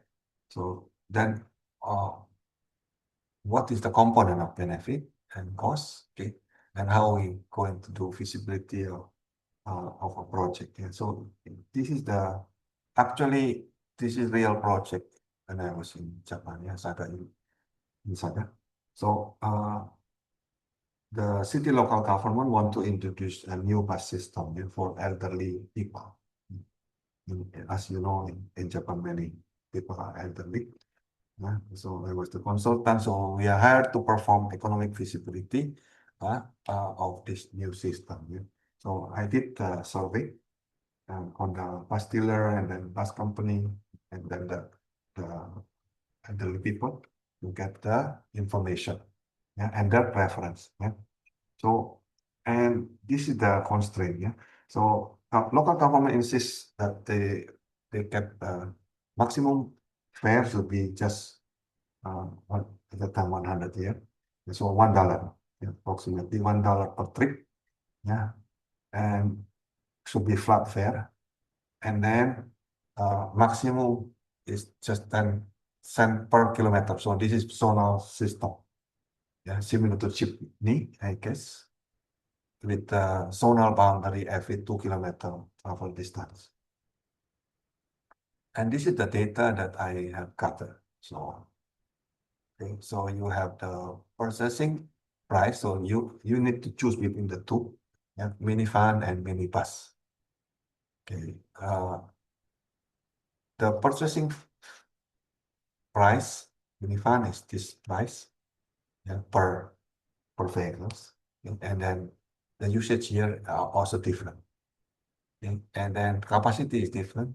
Okay, operating speed are not all the same. Yeah? Operating speed is assumed the same, but the gasoline is not the same.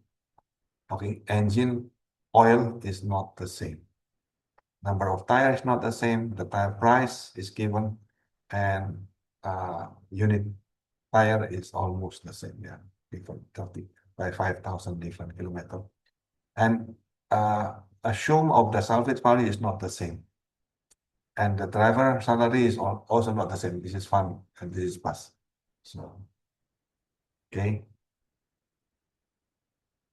And then these are the price at the time. Yeah. So the price of engine and gasoline, the price and number of days, number of operating hour, the interest rate that we need to use. Okay.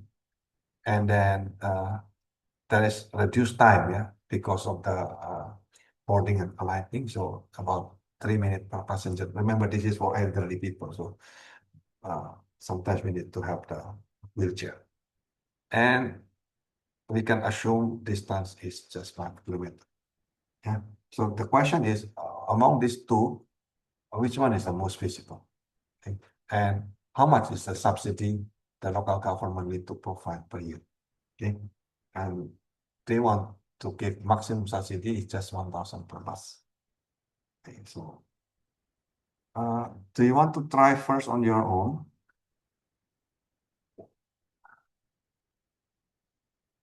So, at least you look at the slide and read this one first so that we can get certain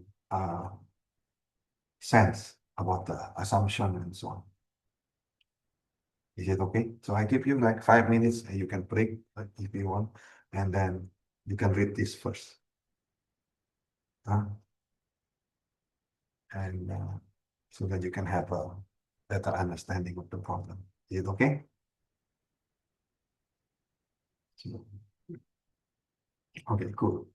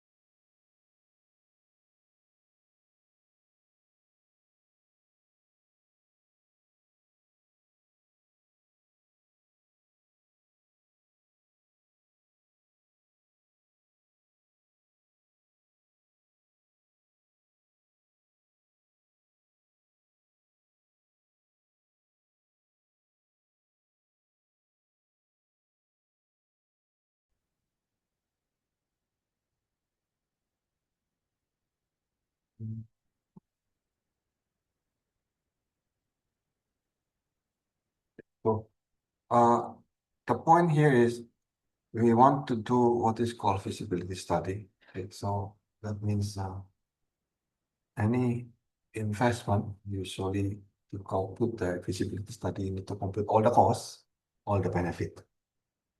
Right. So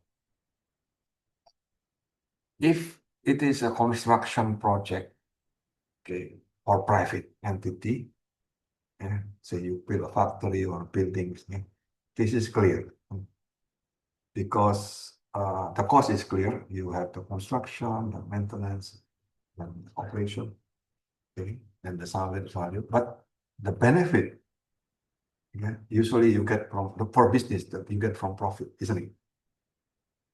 But for public goods like this one, yeah, the one that is not clear is usually the benefit. How we will get the benefit when it is required subsidy, right? And then it's also the fare is not enough, isn't it? So then the benefit is usually we call user costs. Yeah, because it's public, so how much is the user will gain based on this? So for example, you want to compute the tollway. Yeah. So if you use the actual arterial road, how much is the actual cost? Okay. And then if you build this toll, the speed increase, okay, the travel time reduce, right? So there is a difference between the normal road and the toll road. Okay. And then you have the toll price that you set, okay, in order that the user still gain some benefit based on this passing this road. Yeah. The travel time multiplied by the value of time. So how do you get the value of time? Okay. The value of time, the simplified version of value of time is just the one that we discussed a while ago. So how much is your salary per month? And then divided by the number of hours that you get for that salary, right? So a while ago we talked about minimum wage, and then I asked how many hours do you work for that, and that's become the value of time. Okay, the simplest. Yeah. So okay, so of course the decision is clear. The project is feasible if the total benefit is greater than the total cost. Yeah? In the same number of years, in the same equivalent of value. Okay? So how to compute the cost? Initial value, the purchasing cost of the bus, okay? And then the operation, right? So in this case, you need the driver, you need gasoline, right? And then maintenance. So in this case, you have the engine oil, the tire, okay, need to be cleaned and so on, painting, yeah. And then administrative cost, yeah. So there is inspection fee, the tax, yeah, and need to pay the administrative officer also, right? So all of this you need to include, yeah, in detail, okay.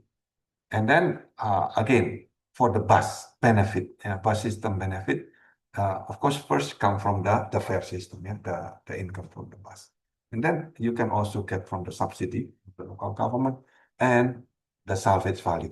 So this is at the end of the usage year, say for example, 10 years, then this can be sold, yeah, in auction and you can earn little income. So this can be used also. Okay, so these are the three major benefit. So and then these are the indicator that we introduced a while ago. Yeah, the same indicator that we use. Yeah, I just skipped this one here because the same slide. Then to compute that, yeah, we need to compute total cost and total benefit. Yeah, so I tried to derive one by one, okay, all of this. So these are the green is the formula there. And these are the constant that you either you need to assume or you need to get the values from the data. The one in yellow. And the target, of course, you want to get the total cost and total benefit. Okay. So then I just assume, yeah. So the simple assumption is just one bus for one route, one route, yeah. And then all the cost and benefit to put into a single year, yeah. So say year one or year zero. And then we convert everything here to present value, okay? And check whether this is correct or not. So you need to check the units. Yeah. So if the formula correct or not. So for the cost, okay, we break down the operation and the maintenance. Okay, so in that case, you need to go to the detail, yeah? The gasoline price, the oil, tire, and the driver. Okay, and then the administrative. Okay, so here, okay, gasoline cost depends on the total distance times the price, and then divide by the unit gasoline price. So because you want to get per year, okay, check the units. You see, if you check the unit and you get correct, so basically this most probably correct here. Okay, but if the unit is not correct, then probably your formula is incorrect because the dimension matter. Okay, that's one way to check easily, yeah, of the formula. Okay, so you have gasoline cost, engine, oil, and then the total tire and the driver. Okay. So and then to get the total operating cost, then you sum all of them, right? And then after you get sum all of that, these are different years, then you need to put that into the same year. So how to convert into the same year? You use the factor, annuity factor a while ago. Yeah, in the previous slide, you have this value, so you just multiply. How about the initial cost? Initial cost is already in the beginning, so you don't need to multiply by anything, isn't it? Okay. How about the benefit? Benefit here we get from the number of passengers, okay, and the number of cycles and the fare. Yeah. So this is mainly based on assumption. So we get the daily benefit, and then from the daily benefit you multiply by the number of years, and then uh, you also need to compute the salvage value and the subsidy. Yeah. So okay. The discounting rate here, again, because this is annuity, so you can just use the annuity. Okay. With that, you can compute everything. Yeah, the subsidy only given to by the local government if the system is not feasible from running the benefit alone. Yeah, but feasible within the limit of maximum subsidy. So there are certain requirements for the subsidy. Yeah. So then you get the total benefit, yeah, on yearly basis, and then you convert everything in the same year, which is the present time. Okay. So again, you need this annuity factor. Okay. After that, you also compute the bus operation, yeah, which is based on the total distance. Okay. And the number of cycle you can compute using this simple formula. Okay. So then put everything in one table after you summarize. So yeah, with certain assumption that you can input. Okay, and the result will be something like this. Yeah, so this is the IRR. Okay, so minibus is much bigger than the minivan one. Yeah, because the MPV is also very clear. Okay. So after they compute everything, so the Excel file is there with you. So you can just check the detail. Okay. And once you have this, then you start to check. Yeah. This one based on certain assumption of load factor, right?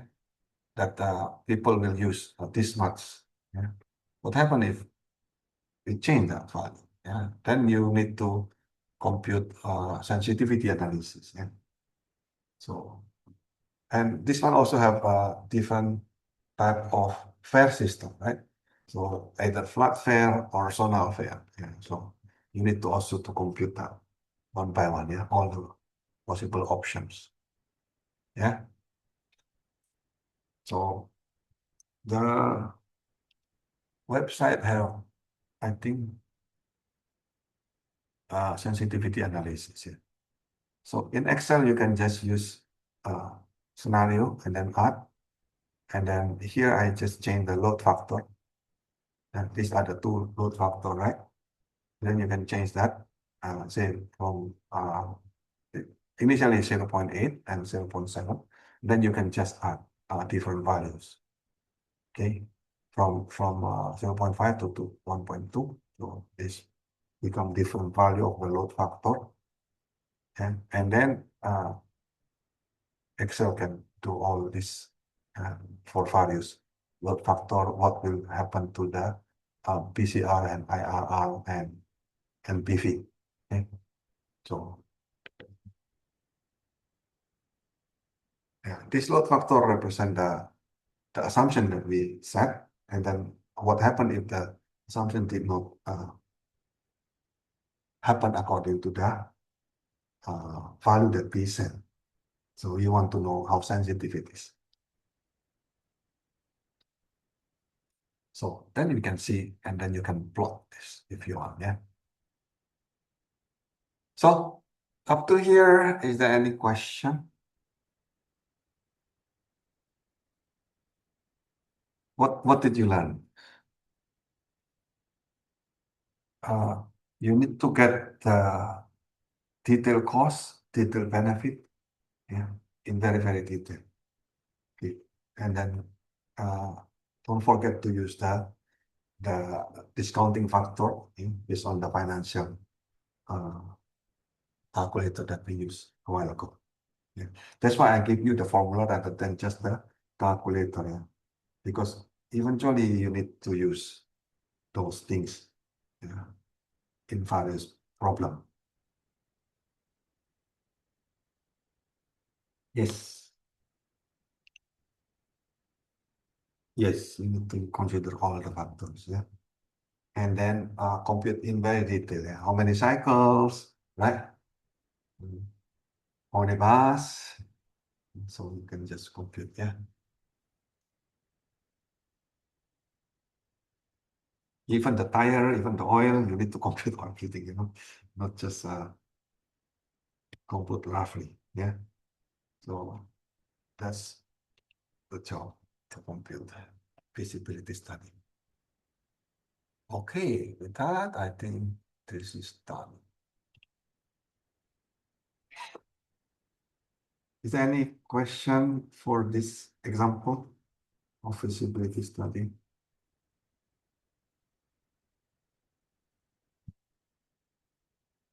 Yeah. Yeah, this is the supposed to be the assignment if you want, but otherwise you can just skip that. So in here, I have willingness to pay. Yeah, this is another project. Okay. We use what is called CVM, contingency valuation method. Yeah. So this is not a bus, not transport. So this is more on cultural center. So for urban planner. Okay. So and we conducted special questionnaire survey. Okay. And then we asked the citizen uh, about the willingness to pay. Okay. And then again, we use the same evaluation technique using benefit and the cost of the project. Okay. So CVM, okay, you need to compute the distribution of the result. Okay, so we ask them how much are they willing to pay for the given service or for the given benefit. Okay, and we also have this is called WTP, yeah, willingness to pay, and we also have willingness to accept. So in the questionnaire you ask uh, how much is are they willing to accept certain compensation to tolerate certain costs. This is a stated preference questionnaire. So you can always ask in the questionnaire, okay, if I want to increase this by how much, are you willing? Yes or no? This is WTA. Okay. If the cost is increased this by this much, are you willing to accept or not? So this is I did not see many of the questionnaire that the UP is doing having this technique. Yeah, this is actually very simple. You just ask, are you willing to pay 100? How about is 125? Okay. But different service. So you can ask different service, you explain, and then you can just ask, are you willing to accept this one? 0 and 1, yes or no. Okay. And willingness to pay means you're asking the price. Okay. So that means you inquire the level of service that you design, okay, and then are they willing to accept or willing to pay? Okay. So with that, you can start to compute. Yeah. So the point here is to you design the questionnaire. Okay. In order to get that kind of result. Okay. By doing this kind of questionnaire survey, okay, you get two things. One is the estimate demand. Okay. Second is the estimate price. So these are the very important technique. Once you have that, yeah, so you get the distribution. And of course, because this is sample, right? Then a sample is basically limited. Then you need to compute what is called a theoretical distribution, goodness of fit, okay, of that distribution based on sample. Yeah? And then you compute the WTP based on the fittest this theoretical distribution. This is the CVM technique. Okay.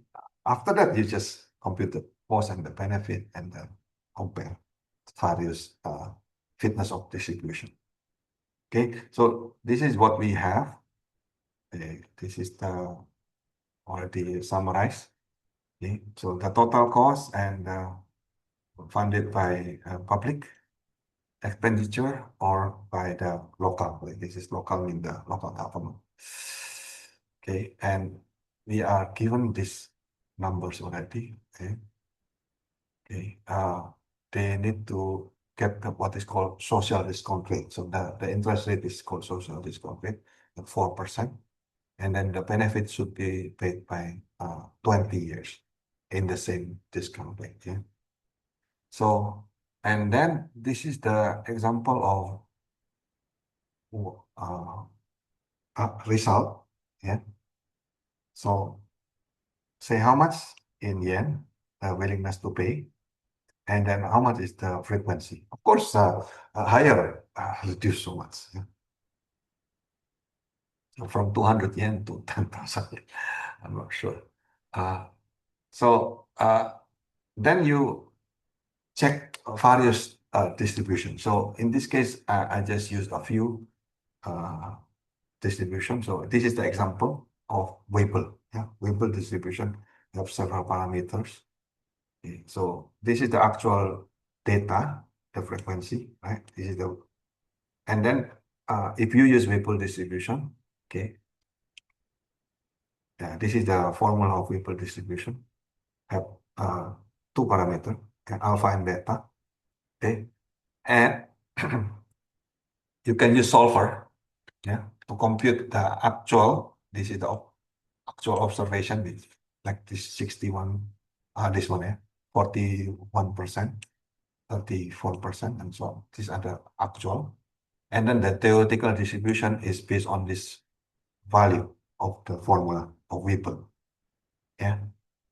And then from there you can estimate, yeah, the mean, median, modus, standard deviation, and so on. Okay. And you want to minimize the chi-square value by changing the this parameter alpha and beta. That's how you get calibrating, yeah, calibration. So yeah, these are the value of mean, median, and modus. Based on that, we minimize the SSE, the sum square of error, okay, and we get this value. Yeah, so yeah, 600 yen, or for almost 500 yen in the median of WTP, yeah, willingness to pay. Okay, there, the plot is something like this. Yeah. Why this is important? Yeah, because once you get the value, say the median value, or the mean value, say this one, then you can compute everything else. Once you get the price, then you can get the demand, okay, and you can compute everything else, including the number of benefit. Okay. So how many? The demand is based on the number of household. Yeah. Okay, so with that, we can get the cost and the benefit. This is the CFM value. Okay, so it's the total benefit per household for that cultural center hall. We trying to build. Okay, and because there is also different in number of years. Okay, so you need to uh, compute, yeah, per year, how much, and then before discounted and after discounted, right? Because they are different, yeah. So for benefit, you need to compute 20 years, but the cost you need to compute only 10 years. So again, everything you compute and then put it back to present value. Yeah, this is just an example. From there, you check, yeah. If how about if I don't use Weibo, I use a different distribution. Yeah. So you check different values and apparently they are almost the same now. Huh? With that, you can get the feasibility study. Yeah. The rest is just the same as one, exactly the same as the financial calculator. Okay. Is there any question about this other example?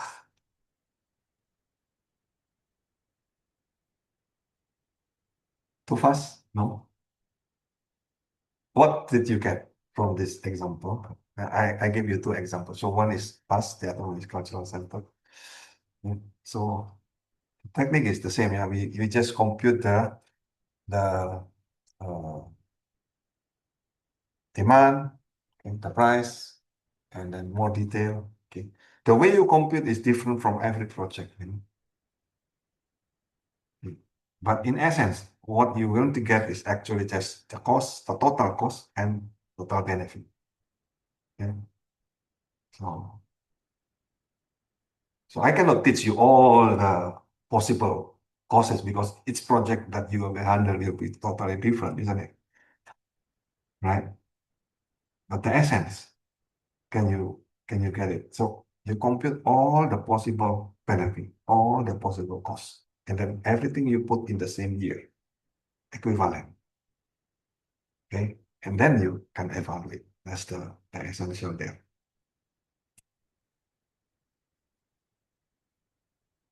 Okay? Okay, so then any question? So if not, we go to this one, sensitivity and elasticity. This is the last.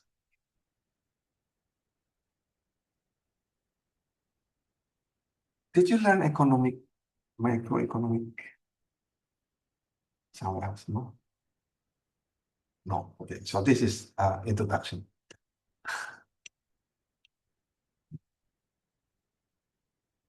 Okay. So elasticity, sensitivity analysis. Yeah. A while ago during the bus and so on. So I asked you to doing the sensitivity analysis, yeah, using Excel, just change the load factor and so on. Yeah. So any value that you change, and you can get that. So let's discuss three topics actually in here, in this slide. So sensitivity analysis, revenue maximization, and price elasticity. Yeah. So what is sensitivity analysis? So sensitivity analysis is just a technique to help you, to understand how the change of input, will affect the output. So which input is up to you. Which output, because you may have a lot of output, is up to you. So then you need to decide that the change of input compared to the change of output. So you want to assess, how sensitive is the result among different scenarios and change in some key parameters. Okay, so practically you want to know the relationship between the input and the output, among all these scenarios that you deal with, and then you want to identify which input, that is sensitive, that is influential. Small change, big gain. That's the idea of sensitivity analysis. Yeah. So how much you can increase, your product price, without reducing your revenue. So can you increase the price? Yeah. And what is the factor that actually most sensitive in your product? So sometimes it's more useful. Yeah. If you can find that factor, then you have certain thing that you can play. Okay. So say this is an example, So you want to analyze the impact of change in the interest rate and the profitability of the company. Yeah. Say suppose you have 5% interest rate, assume. Say the current company profit is 1 million. You have many variables. Say sales revenue, operating costs, and so on. So then if you are doing sensitivity analysis, you want to know, example, this is assumption, right? 5%. How about if not 5%? How about if only 4%? How about if 6%? Okay. Will that impact my company profit or not? So one factor is interest rate. So say you are an engineer, you want to check the stability of certain bridge structure. Okay. Then you have many factors.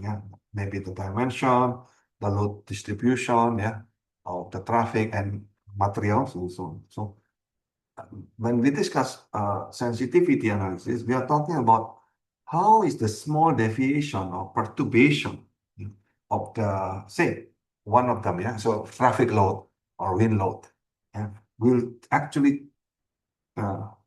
change the output, the strength of the materials or the performance of the bridge.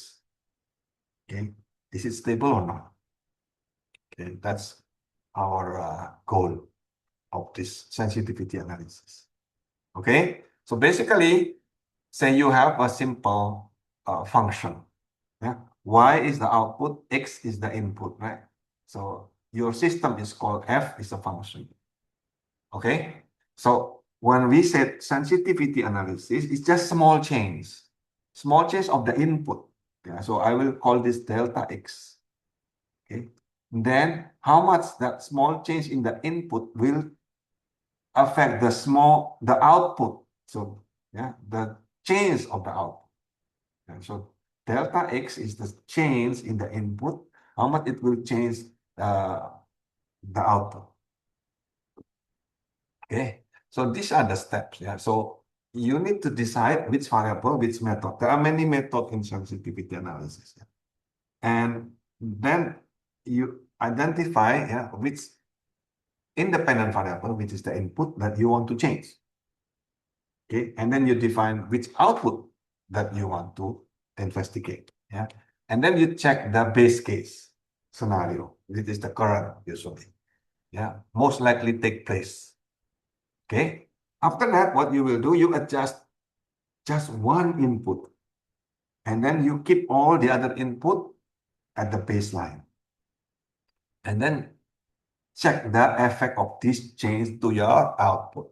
Yeah, remember, you don't need to slide everything, just one slide that you need to change. Yeah, and then you get the percentage of this. Yeah, so and then you compute the sensitivity output to that input. Yeah, later you see the formula. Yeah, and then again you reset to the baseline and adjust for another input variable, and then you repeat this for all the input and output that you want to investigate. Okay, so the simplest sensitivity analysis that we often use is called demand function. Yeah, so we have a demand function. Y is a function of X. Yeah, Y in here is the demand of certain products. For example, the number of banana. Demand means the number of banana that people will buy. Yeah, in a certain village within a certain period, say 1 month. Okay, X in here is the input. So any input, but the simplest is price. Right? So we want to know, okay, what price will affect the demand of the banana. Yeah? So when we do sensitivity analysis, we want to know how sensitive that output value Y due to the change of the input value X. Yeah? If the small change lead to very big output, small change in input, the price change will lead to very big change in demand. So that means that product is sensitive to price. But if the change in price does not affect much to the demand, so we will say the demand is not sensitive to price. Okay, so I give you example here of this curve. Okay, so initially you have X0 and Y0. Okay, at current price, X is the price, right? And this is the demand. So how many banana will be sold in this region in 1 month? Yeah, this is the Y0. Okay, and then X1 is what if you increase the price of that banana? Of course, demand will reduce, but how much?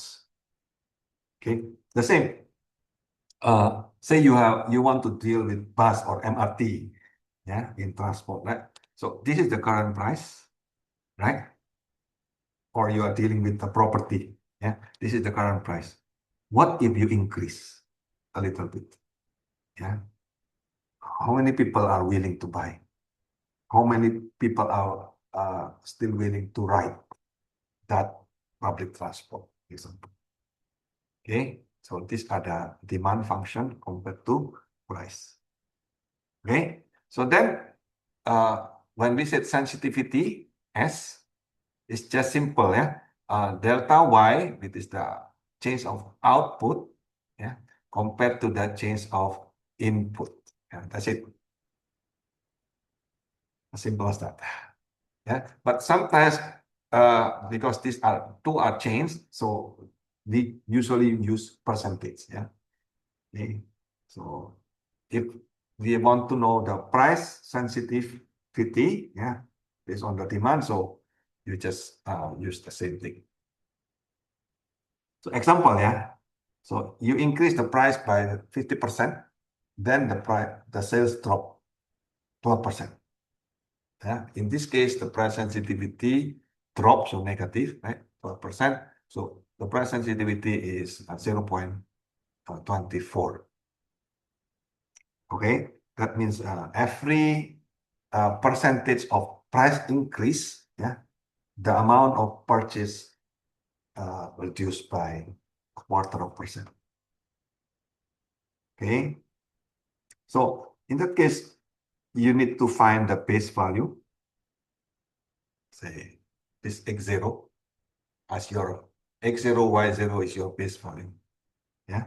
So if you know the current situation, yeah, x0, y0, and you know the change in factor, yeah, then you can compute the ratio. Yeah.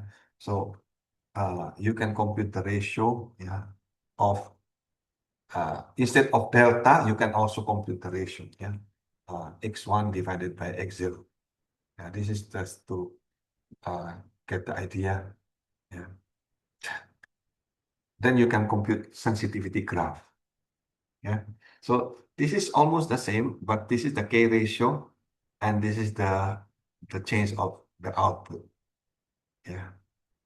So why this is nice? Because in here you can get the sensitivity value already based on looking at the slope of this sensitivity graph. Yeah. Okay. At any point, if you look at the slope, yeah, then you will know how sensitive it is. Yeah, if the slope is large, okay, so the demand is sensitive. Yeah, if the slope is almost flat, then the demand function is not sensitive at that K value. Okay. So, of course, because you are using base value, okay, x0, y0, at that point, K is equal 1. So this is the normalized value of sensitivity graph. Okay. So this is what we can check. Yeah? So if you have the banana demand is this function, yeah, and the current price is say $2 per items. So then you have x0, y0. Yeah, you input this x0 2 into this value, then you get the demand. Okay, from the price you can get the demand. If you know the demand function, yeah, if you know the price, then you can get the demand. Okay, so there, yeah, you just use spreadsheet. Okay, if you know the demand function and you know the price, you will know the actual demand. Is that okay or not? Up to here.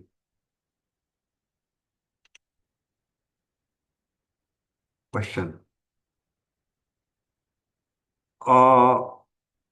CVM method to get the WTP,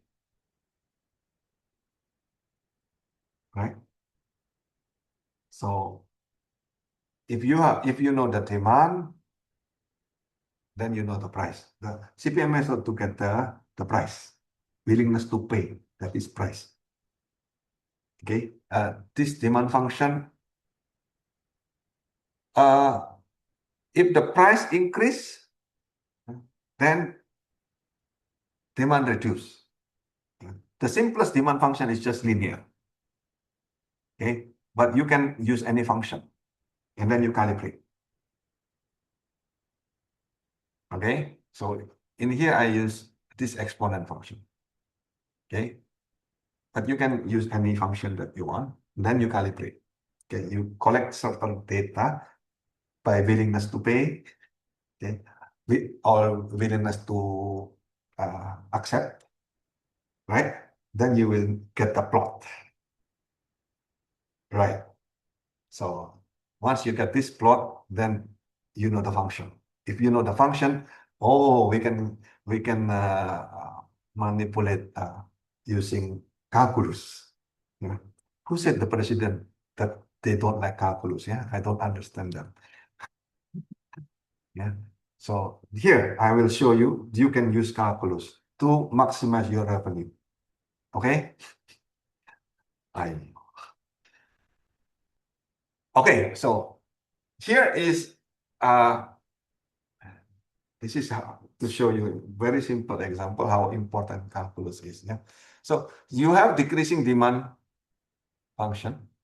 So I'm just using banana here. You can just change the banana into bus or MRT. That's the same thing, isn't it? Okay. So say you want to sell less banana per month because your banana price is higher. Okay, that's decreasing demand. Okay, how to calculate the revenue? Revenue is just the price multiplied by the demand. That's common sense. Okay, in next week when we discuss PEP, the same as N times P. So that's N is the demand. I just use different notation for different slide, but the meaning is the same. Yeah, the formula is actually the same. So this is basically price times the demand. You get revenue. Right. Okay. So if your demand reduced but your price increased, then the revenue, you don't know, can be increased, can be decreased. Right. Then can we use how we will maximize our revenue, right? Yeah, using calculus. Okay. So to maximize our revenue, we need to compute the change in revenue divided by the change in quantity of sold, yeah, of change of demand. Okay. Say I give you examples so that you will see. Yeah. So say this is your demand function. Very simple. Linear. Okay. Again, the demand function depends on your survey. You can plot regression or so on. You can get this, no? So this is simple linear regression if you want this. Say this is your demand function, linear, and then the current price. This is what you have, right? Okay, so if you plot this one, so 0.25 times 4, you got 1, so that y0 is 5. Isn't that correct? Okay, yeah. So now I want to get the price that maximizes this revenue. Okay, see the demand function is this straight line. Yeah, if you want to get sensitivity graph, you can also. And then, oh, if you plot the revenue versus the price, oh, become parabol. Right. So if you see this, okay, when you see the parabol, so you can, of course, you can calculate using Excel, no? So you will know what is the maximum, yeah? The maximum of revenue at what price? Ah, so now you get the optimum price. Is this something that interests you? It can similar to LP, yeah. Right? The linear programming. So this is simpler than LP actually, much simpler. Yeah, using calculus, you can get much simpler than linear programming. So, so I just use, how do I get that number without Excel? That is calculus. Okay? So here, the demand function is this function, right? Linear, y equal to mx plus c. Yeah, your revenue is demand multiplied by the price. Okay, so x is the price in this case. So you multiply, you get this function. Yeah, if you want to maximize the revenue, what you will do, you get the first derivative of this one. Okay, I think you remember in high school you learned calculus. Okay, so the first derivative of the demand compared to the price. So you put this one 2 in the in here. So 2mc, x in here you just remove. So you get this one. Very simple. Okay, and you equate it to 0. Yeah, the first derivative you equate it to 0. Then you get this 2mx equal to minus c. Then x is 7 point, yeah, 75 cents. Yeah. In that case, you get the y, the demand, okay, and then you get directly the revenue, 2.25. This is exactly this one. Without Excel, yeah, you can already get. That's the benefit of calculus. And I hope you appreciate the math. Yeah. So how about this one? If not linear, but using this demand function. Okay, and you have the current price. Oh, how are you going to compute? Again, you can just plot that in Excel. Okay, and this time the demand function is nonlinear. Okay, this is example of what is called inelastic demand. Yeah, so at this point, because the revenue over price is no optimum value, yeah, that means whatever price that you set, people will still buy. Okay, if you have this kind of product, wow, you become rich, yeah. Okay, so whatever price you set, okay, unless there is a regulation of the government, yeah, so people will still buy. Okay, this is very nice. If you are a business people, you need to find this kind of product. Nice. So this is called power curve. Yeah. So can you see? I computed using calculus again. Yeah. You set derivative to 0. Okay. Because this value is not 0, then x is equal to 0. This is minimum revenue and not maximum. So there is no maximum revenue. If you want to maximize the, if your demand function is a power curve like this, there is no maximal revenue value. Yeah. So that means infinity. So this is what happened. Can you see that? Okay. So using calculus, you already guessed the curve without actually plotting. Okay. And if you have the linear demand function, yeah, this is the derivation a while ago. So you will get, this is the revenue will be maximized at this price. So that depends on the A and B. Yeah. Minus A divided by 2B. Yeah. That's exactly what happened in this example a while ago. Yeah, this one. Okay, this is the optimum price. Okay, so after here, is there any question? No? Okay, so this is the last part. Okay. Oh, you have learned about sensitivity value S. Right. So now that sensitivity value is just the change in the demand compared to the change in the price. Yeah. Change of output compared to the change in input. Now, we can also use different technique. Yeah, it is called elasticity. What is this elasticity? This is the same as sensitivity multiplied by the actual value of input and the output. Yeah, the ratio of input and output.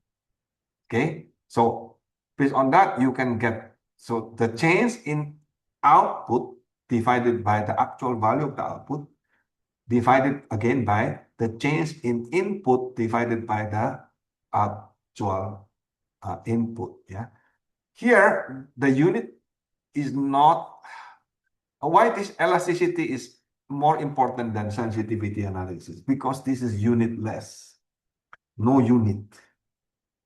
So this is very interesting. Yeah. When you get the unitless value, okay, that means you achieve the invariant.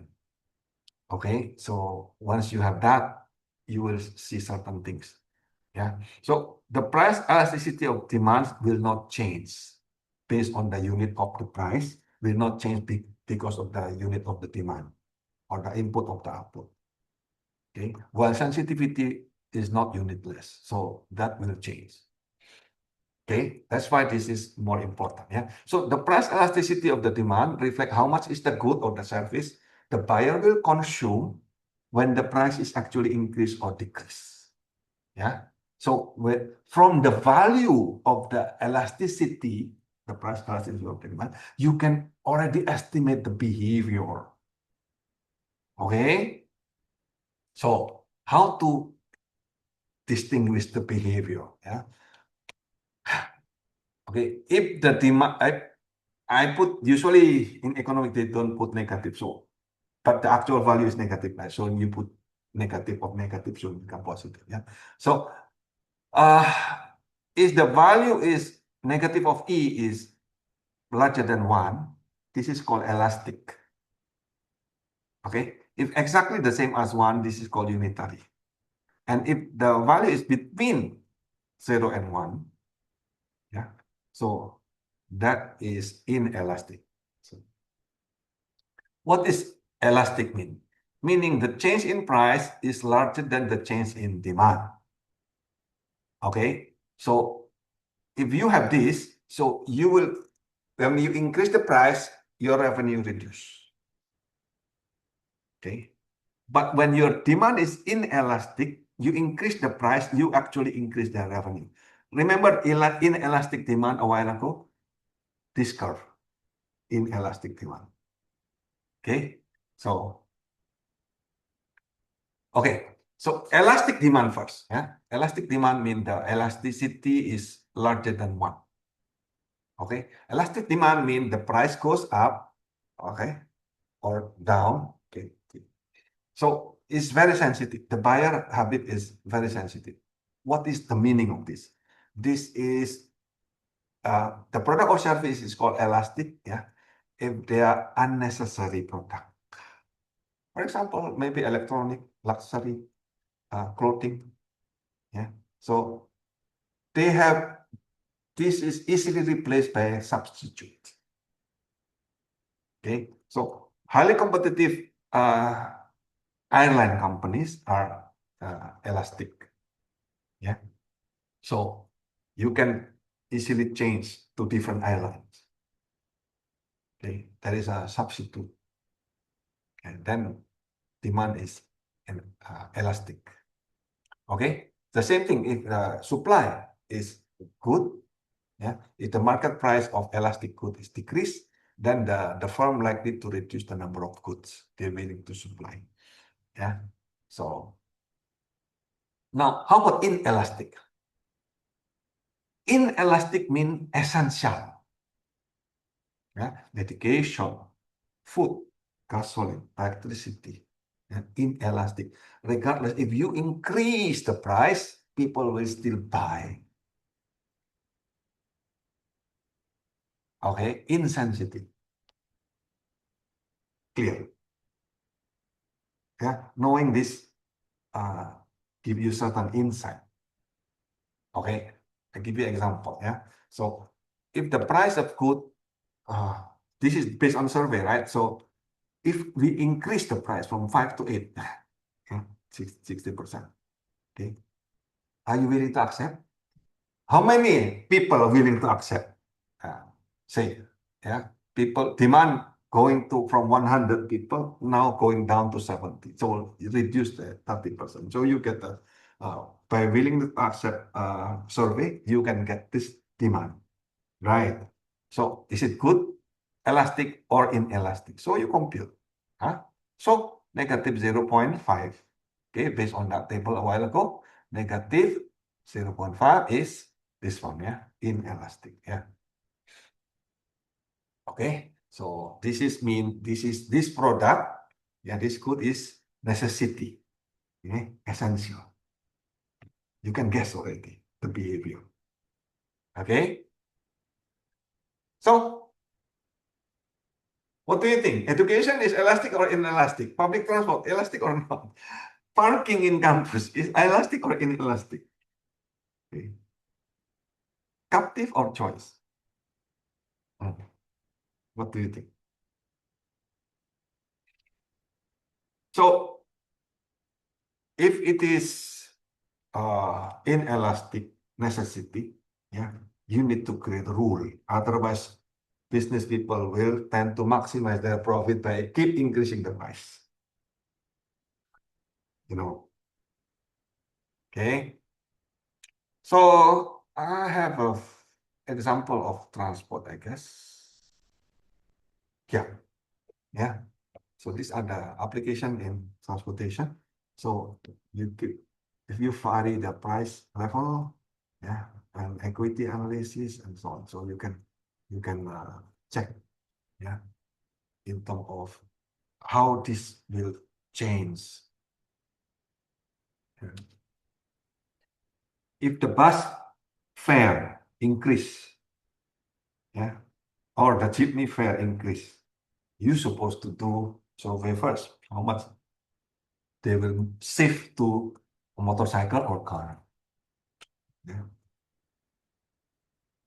So this is the because based on this you can calculate the demand, okay, or estimate, yeah, the demand based on the price change. So knowing the demand, knowing the price, okay, then next week, yeah, we want to see if your business will be bankrupt or not. Okay. How much capital do you need? What is the meaning of small trader and big trader? How are you going to, what's the way of thinking of employee and employer? Is different. Yeah, that is will be answered in PEP analysis. Okay, that's our last class. And you will also present your project presentation. Okay. Okay, so thank you for today. Yes, George, you want to ask something? Sir, question about the final presentation next week. Are we going to present the full progress report from the beginning, or should we focus only on the additional data or Maybe the updated additional data. additional data only, sir? Oh, okay, Yes. sir. Additional data and analysis. I don't really care about the data actually.